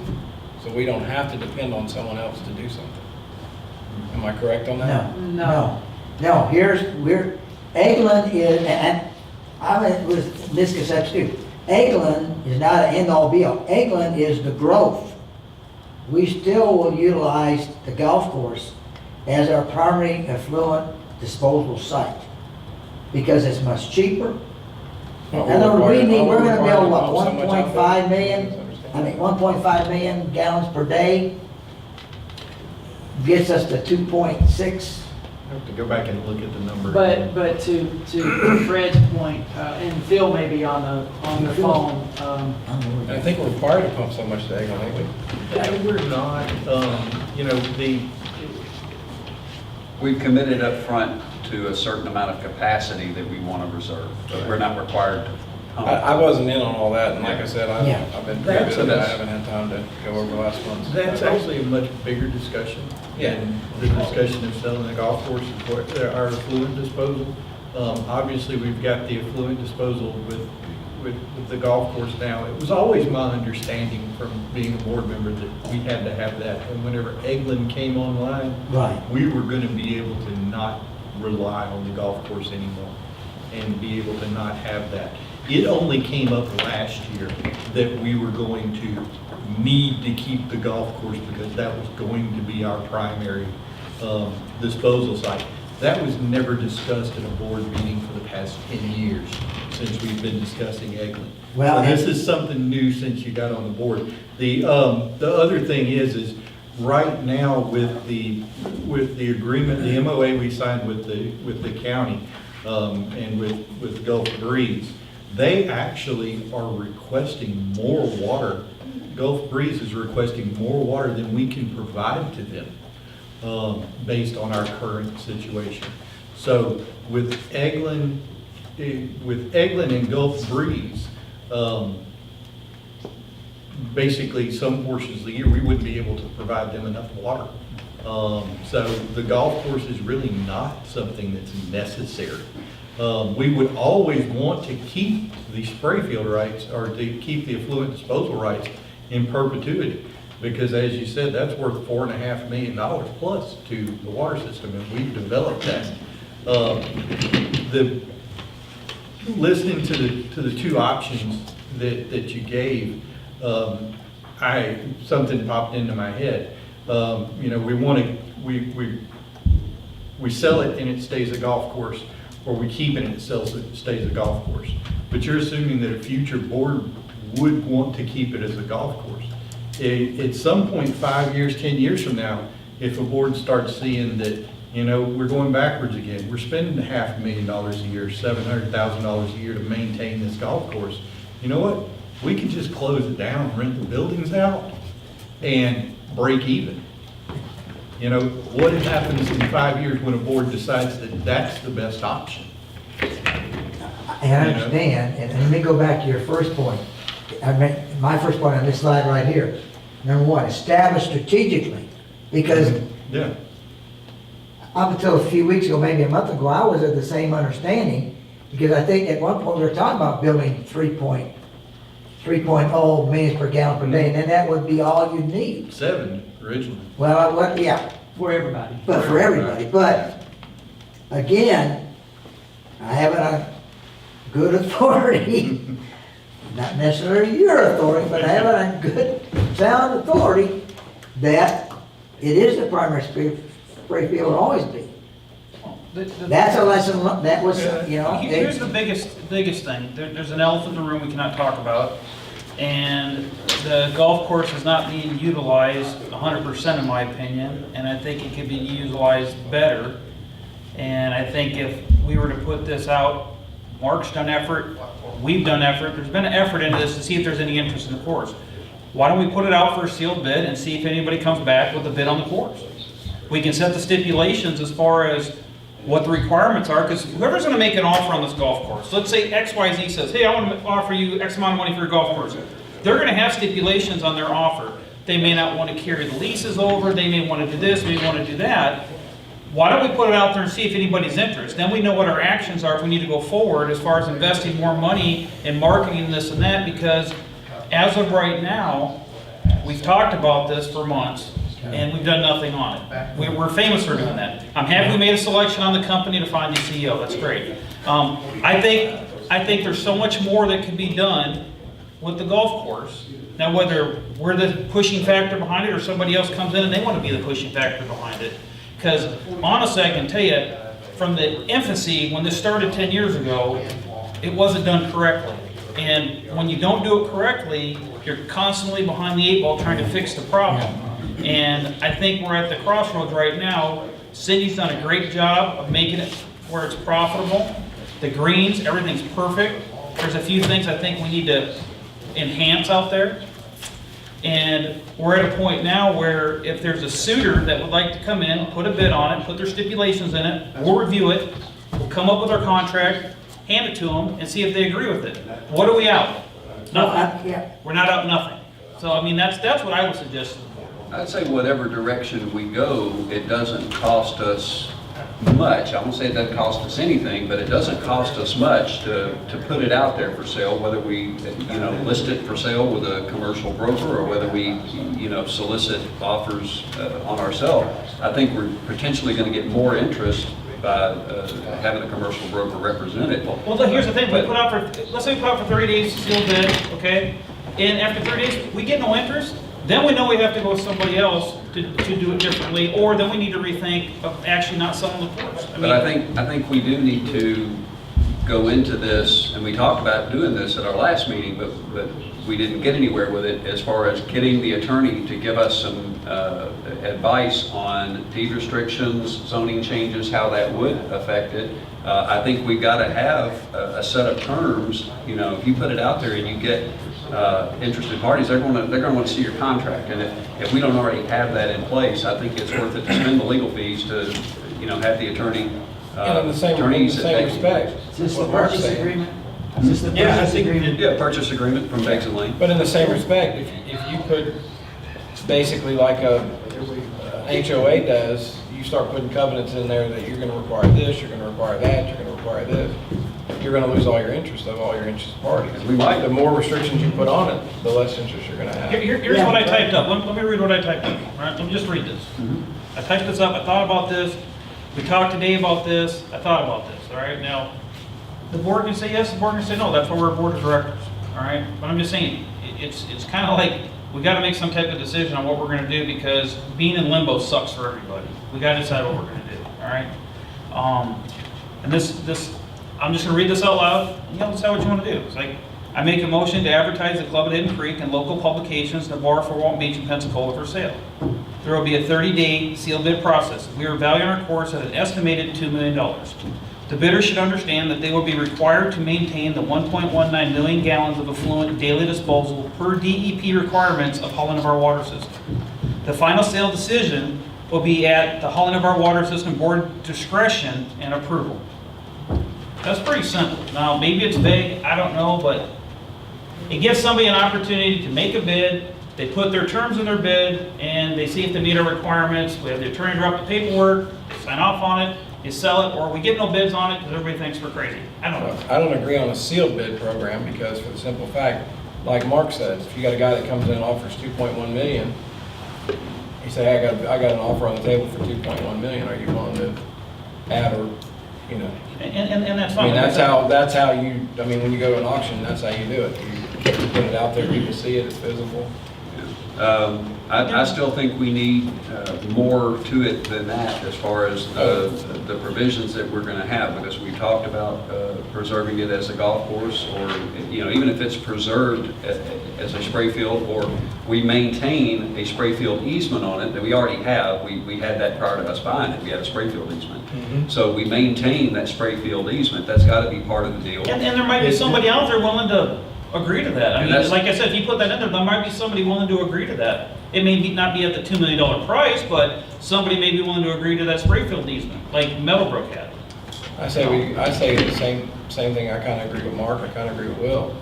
But I would say more along the lines of let's give it to Keith.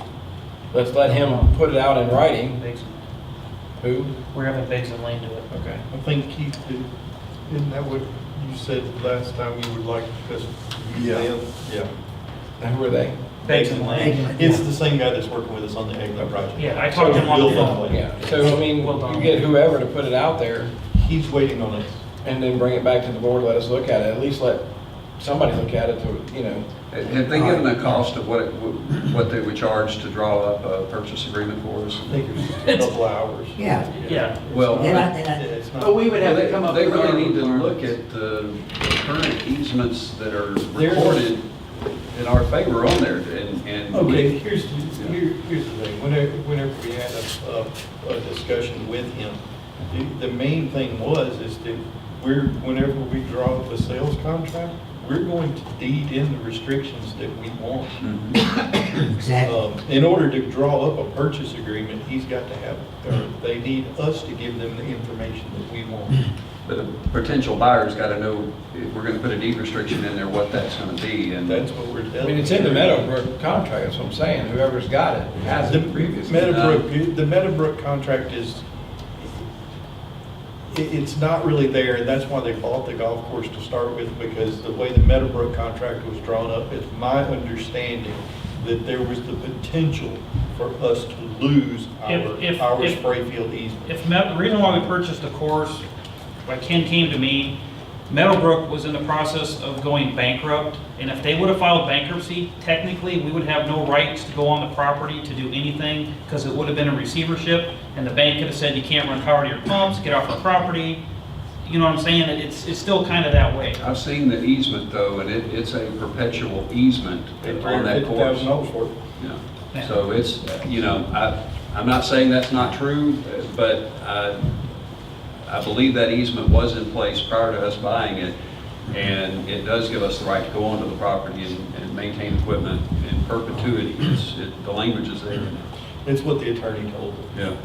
So what I sense is, without a head-to-head vote, we have a consensus to go ahead and pursue a sale with Beggs and Lane producing a document, a sales agreement, the basics of, right? I mean, and then we're gonna put that out on the street, or we're gonna give it I to think Ms. we've Davis? got it.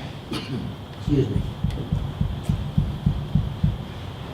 I think we've got, I think we're talking about exploring a sale. In other words, we're thinking about seeing what kind of interest is out there and whether or not we would agree to that interest. Yeah, and again, for me personally, I am only interested, I'm good with hauling up our water system, getting out of the golf business, Yeah. but that golf course, to me, has to remain a golf course, right? That's the sole, no development. And that's why I think the board's discretion has to be who we sell it to. It may not be the highest bidder, Right. but it's going to be the right person that's going to run it how we see fit. That's the biggest thing. Even though we're selling it, we still have to have someone that's going to do what's right. Always keep in mind, just because somebody buys a piece of property, you tell them they have to maintain it as a golf course, that does not mean they have to keep it open. No, we know that. So, I'm just saying. So, everything that you're sitting here arguing about is null and void when it comes down to it. If that man wants to spend $2 million and turn it into a putt-putt course, he's more than welcome to do that. Because it's his property. Because it's his property. As long as so our requirements, again, hasn't changed from last month, obviously, Yeah. is we're going to spray what our permit allows, 1.19 period. million gallons. And we need the land to be able to do that legally, without messing up any, which minimizes any development on the land anyway, because we need all of the land to stay permit compliant. I think we're putting 2 inches, we're allowed to put 2 inches of water on every square foot of that, on every square inch of that golf course every week, or every 2 weeks.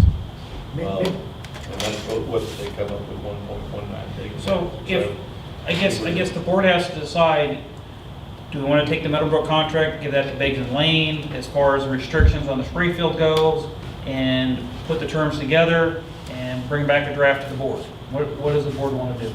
Is that what the exploration you were talking about? or- No, You're still not convinced to sell? I'm not convinced, I'm not convinced that you need a purchase agreement, a purchase agreement or a sales agreement at this point. You have to have something to give somebody. You can't just You say, can't here just- you go, just take the golf course, it's gonna be whatever. Well, Mark, Well, what would we be we doing have next? some, The purchase agreement? we know what we want.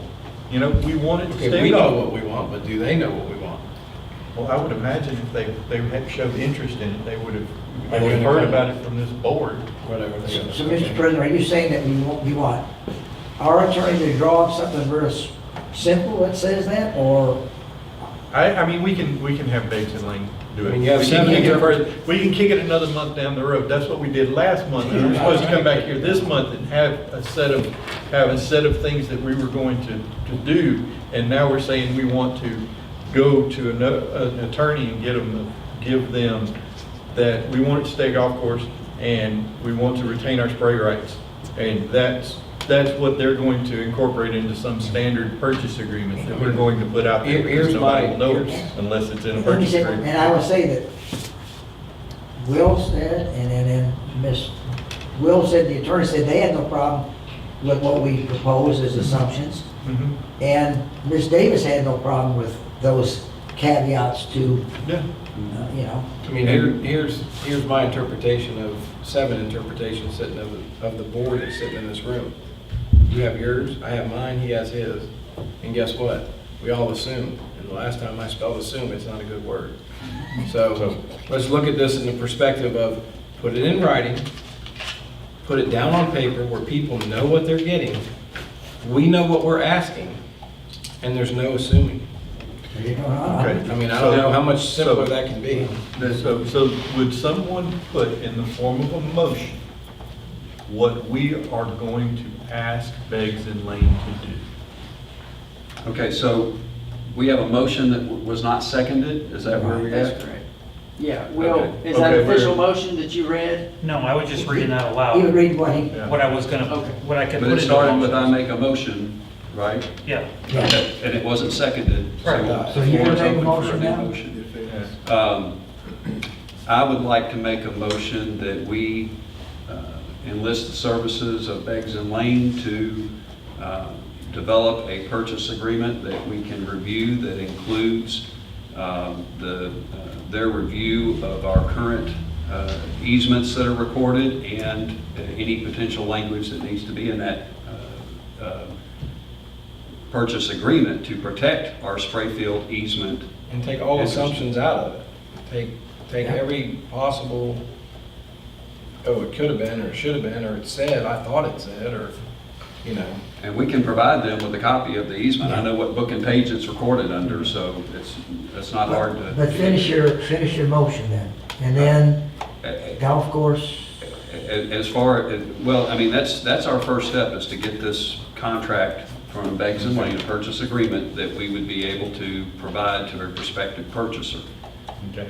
sure, but are we gonna make it a mandate in that agreement that it remains a golf well, course? the only thing like Mr. Dabney pointed out, what Mark is saying, and like I explained to you earlier, is with the not variance, but with the restrictions on the spray field, that's gonna make it almost have to be a golf course, right?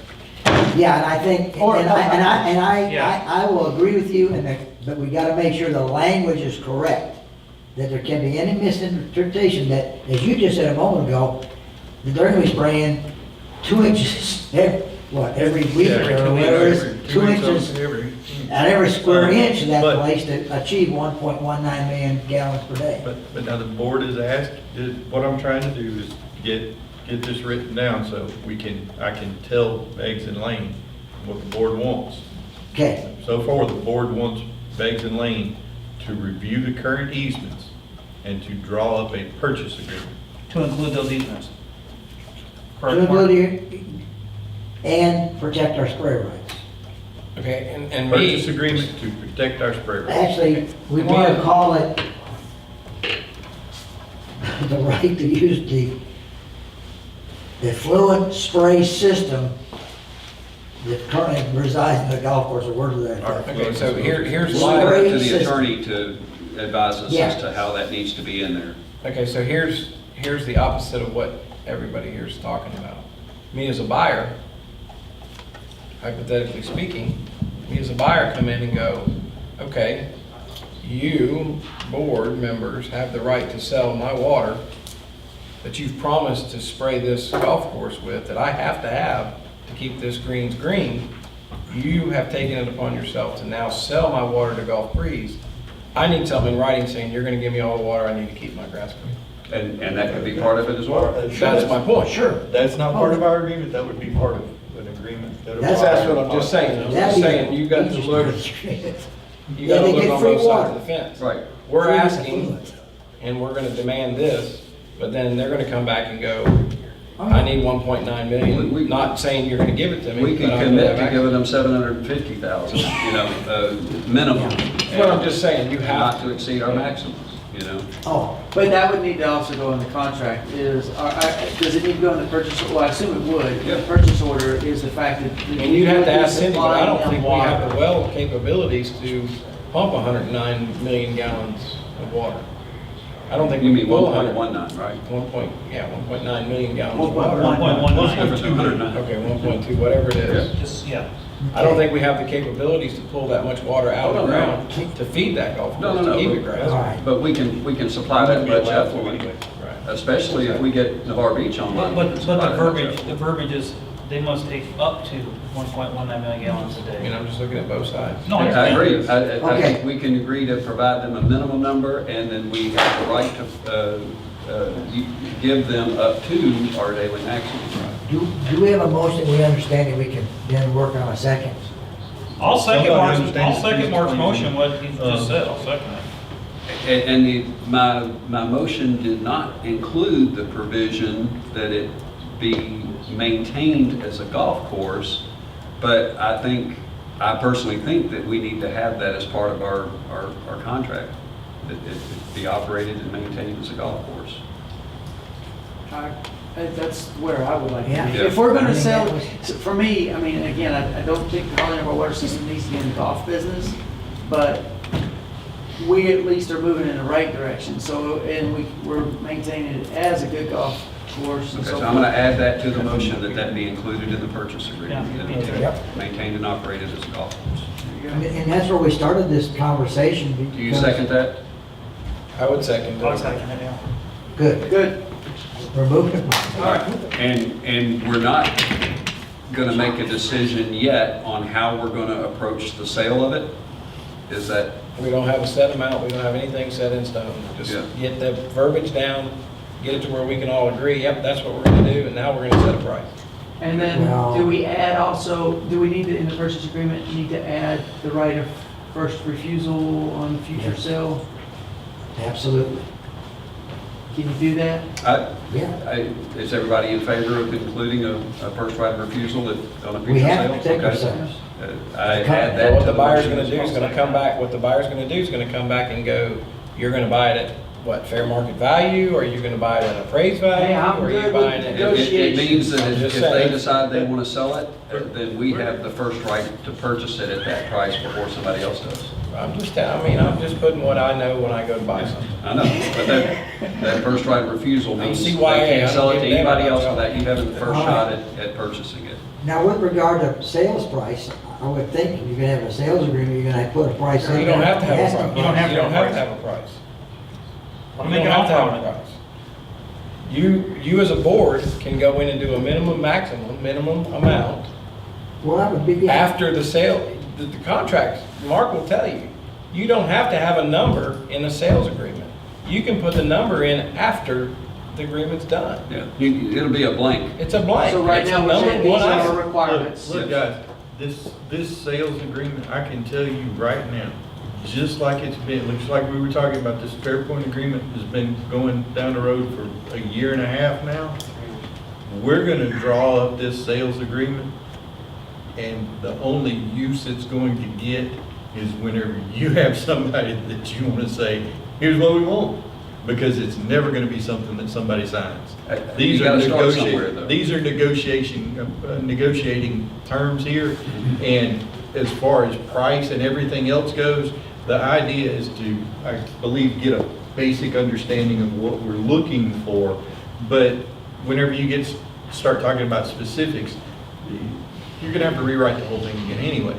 So It's just a number, it's let's just a starting get number. the When you bought your house, it basic didn't idea you paid full price? down, and then move forward. Okay, here you go, there's your sales agreement. This is basically I think- just a for sale sign with the listing of what's going on the property. And I think Mark's motion with those, like you said, Yeah. this is the starting point, but it still conveys the idea of what we want. If somebody wants to come back and say, hey, we're not gonna do that, but we'll give you 3 million for it, then the board can say yay or nay, right? But we're starting somewhere. And again, myself. I mean, I guess from my standpoint, you know, being the one that let, you know, the cat out of the bag or whatever, you know, it was very clear as I've laid out tonight again, what my intentions were. They were in line with what we thought were gonna be target points. So, Well, You know? the whole intention of this is to make sure it stays a golf course. Yes. I agree with you 100%. Okay. I agree with you 100%. I got major problems. and I think the spray field language will help us get there. I'm not in disagreement with that. But I want to protect this asset also for our company, because it has a huge value. Okay. Yeah, I'm gonna get So- Rebecca and Lee to get them to draw up a purchase. Hey, I can get you, I'll make you a deal, I'll get you a sales agreement from Keith Kilpatrick on this retirement home down here. I'm making any deal we do tonight. Thanks, that's my negotiator right there. Okay, now, and we have to vote on that? Yes. We Well, gotta- 1 second, I think Mark's got. Yeah, a couple of things. That did not include any kind of provision as to how we're going to go about selling it. And while I appreciate Will's suggestion that we put it out on a sealed bid, you advertise that in a local paper. What's your pool of prospective people that are going to see that? Versus if you advertise it nationally with a commercial broker, you're going to open it up to potential buyers from all over the world. So, you know, your pool of buyers and your potential to get the highest bid is much better. Yeah, we have- And you're not going to pay a commission unless you reach a sales Yeah, agreement that right. you're acceptable with. So Let's just get the sales agreement drawn up. I know, I just want to say that, but now do we need to allow public input before we vote? All we're voting on Is is getting getting a contract drawn up Okay. with, so, do, Are we gonna be satisfied with a board meeting without, board action without a meeting on the contract? No, we're all gonna look at the No, contract, we it's need gonna to- come in. and Have a look at special it. meeting? We then? need a you special kick it meeting. another 30 days down. No, I don't wanna kick another 30. I wanna have a special meeting. Let's move it on. Okay, we'll have He's a not gonna special draw it up meeting. in 10 days. Yeah. Well, I mean, it's gonna have As to soon as be- we Ten get, is as soon not as they better get than it 30. drawn up, we'll have a special meeting. Okay, You ready, Darryl? so do we need to, vote on that? Yes, sir. Motion? Let's vote on, Grant, we, do we have a motion in a second? Yeah, Yes. yeah. Okay. I'm not gonna ask if there's any further discussion. All those in favor say aye. Aye. Any opposed? Motion carries. All right. Phil is like, Hey, Darryl, did you want time to get that law firm to figure out what the benefits, you know, or the pros and cons of turning it into a market by two? I mean, I don't know, while they have this, they may. That's gonna be. We're going to Mr. Bill, I know what board. Engineering, Bill? 2 minutes. I'm not even gonna comment on the operations report. If someone has a question, y'all let me know. June was a high work time period, I'm sure, because everybody's at home. One thing I wanted to mention is, we have a letter of interest on the way. I don't know if it came in today or not, the original came in. Barbara would have told me, or someone would have told me it come in. The Navarre Beach Crossings LLC, I think I got that right, the owners of the property at 87 and 98 are making an offer for a perpetual lease with the right to deed us property for the booster pump station and an elevated storage tank as opposed to a ground storage tank. They're offering a letter of interest. I don't know that Holland Bar really needs to enter into a letter of interest. That's up to attorneys when we look at it. But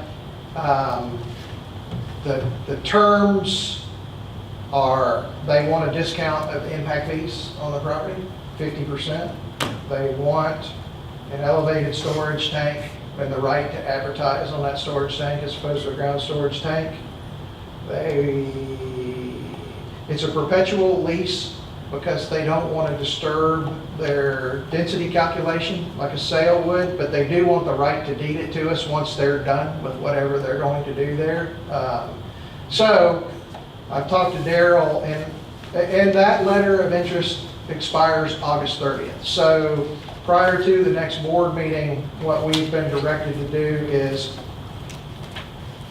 one, we need to legally review the letter of interest. Two, we need to figure out what the value of a 50% impact fee discount would be on that property. And that would be relative to a separate calculation of, we have a piece of property and we know what the development costs are on that property. What would the development cost savings be, if any, on this property that they are offering to us? And then the board can evaluate whether or not they should accept their offer or negotiate further for a lease. And I wouldn't be in agreement with any type of discount program based off of what I'm hearing is going to be going in there. There's going to be going multi-family housing, being condos or apartment complexes or numbers to be undetermined on the back. Is this it? 2/3 of that property, being the only 1/3 portion of that property is going to be the front portion that is going to be having restaurants. And I'm not, like I said, I've been gone for 30 days, so. We are aware of what their intentions are, and that's what we're basing our calculations off of. Yeah, there would have to be, you can't have it completely undefined. They've given us, well, we know what their development rights are. And of course, they have applied for the county and received permission. But you're talking water and sewer on just say a 300 family development. How many's going in there? Just give me a rough estimate. Well, I'll just give you a rough estimate of what I think right now, the 50% impact fee. About would be around- 400,000. Excuse me? Probably 400,000. Oh, no, more than that. Yeah. You're talking $700,000 to $900,000 probably, if they were able to maximize the multifamily. But again, you have to weigh that against, you sell the piece of property over here, you don't have to build.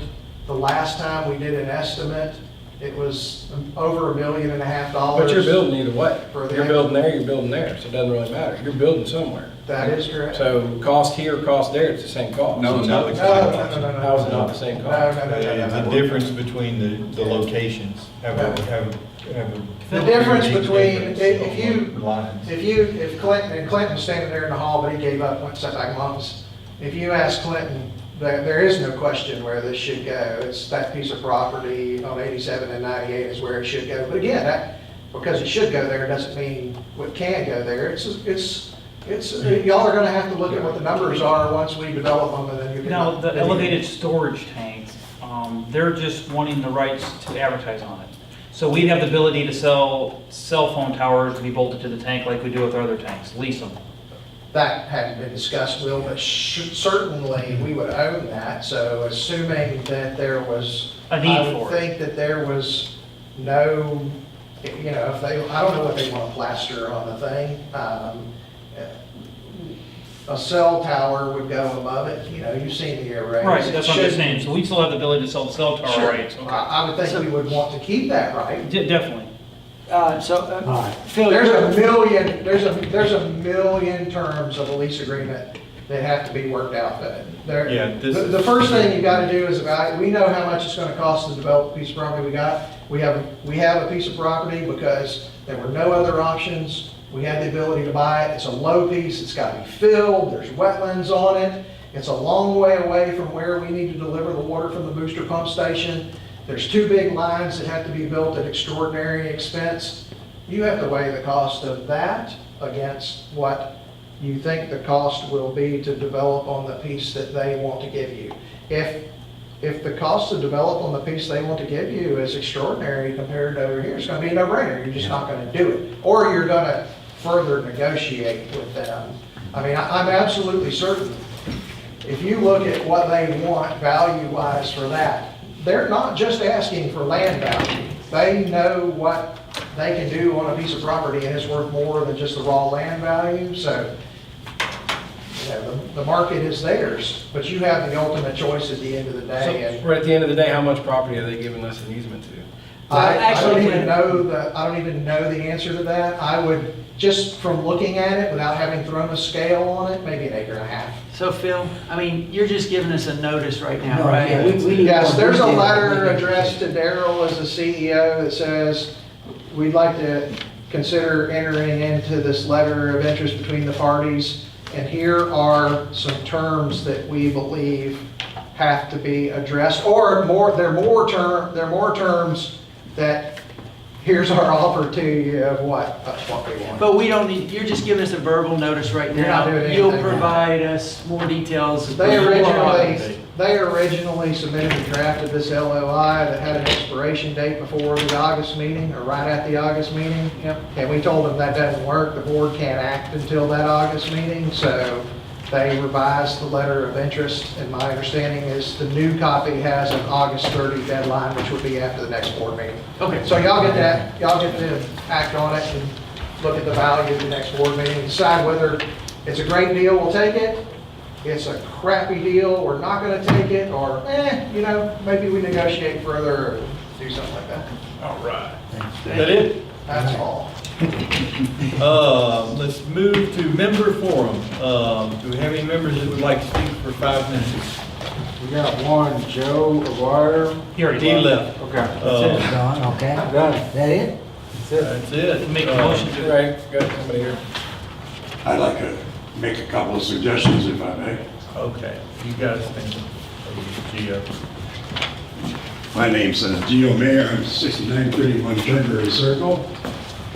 First, with respect to your proposed contract for the sale of the golf course, I, again, for the 4th time, would urge you first to determine exactly what it is you're selling.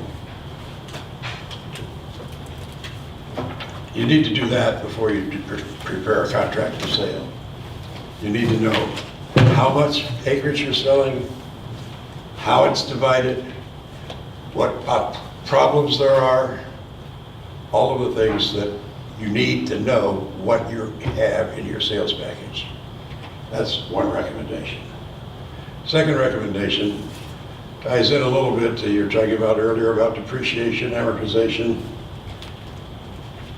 I have the firm conviction that with the exception of perhaps Daryl and Mr. Dabney, nobody around here really understands that we're doing a modified EBITDA accounting system. And people think they're making money when they're losing money. And different people have different numbers for everything. You need to seek advice and understand what EBITDA accounting is, which is altogether, in my opinion, inappropriate for a water company, but it causes you to have false information.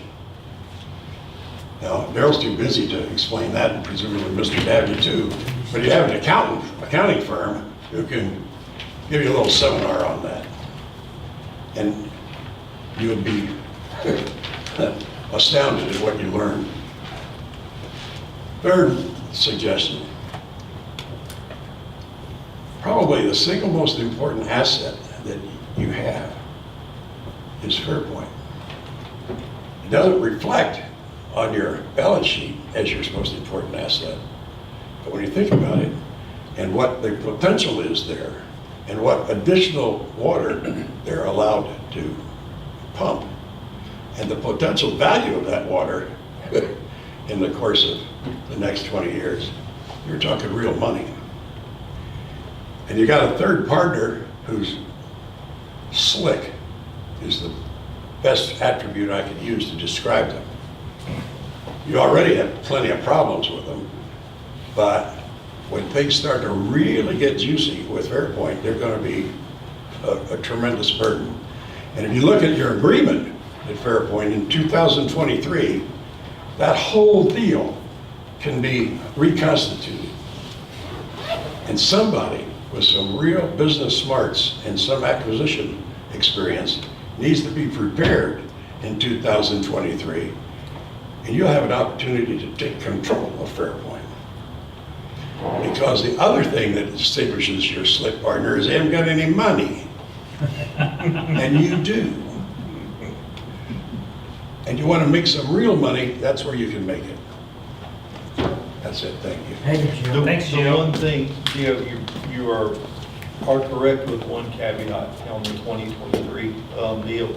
It technically ends at the later of 2023 or when the debt's paid for. I think that Wait, should have, pardon? or when the debt is paid off. The 265 they don't you from the very beginning? No, the debt we've borrowed from the state of Florida Oh, okay. to develop it. And that's not Still- going to happen by 2023. No, it won't be 2023, but it will be within the next, 8 to 10 years. Yeah. So, it is something that definitely needs to be on everyone's radar. So we can renegotiate once that last caveat of debt's paid off? That's when everything Say we don't get- renegotiates. Okay. Right there. They paid the 265 you loaned them when they took him in as a partner. All right, moving. They still owe it, To adjourn. plus we're really talking about what they did to you over the years on your current settlement. Thanks, Gio. Come on. Motion to Cents a adjourn. gallon, million or a thousand?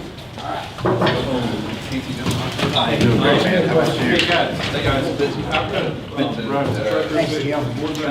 Fred? Hey, Fred? Yeah, hold on a second. I still want to do that.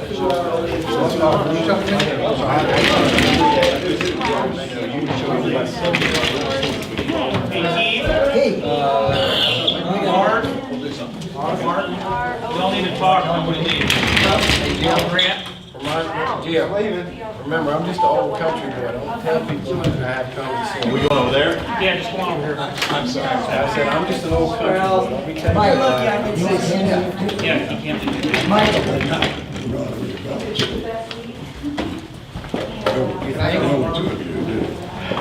I need your key. Can you give me your key? Somebody stand up here, is we're not gonna let her go last one out the door, right? Who? No. Okay, No. I'll get you What back. are we doing here? what are we doing? Back up. We're good. We don't need to wait for the brother, let's go. No, we need to talk for Daryl. Daryl's getting some more truck. Yeah. Got a question.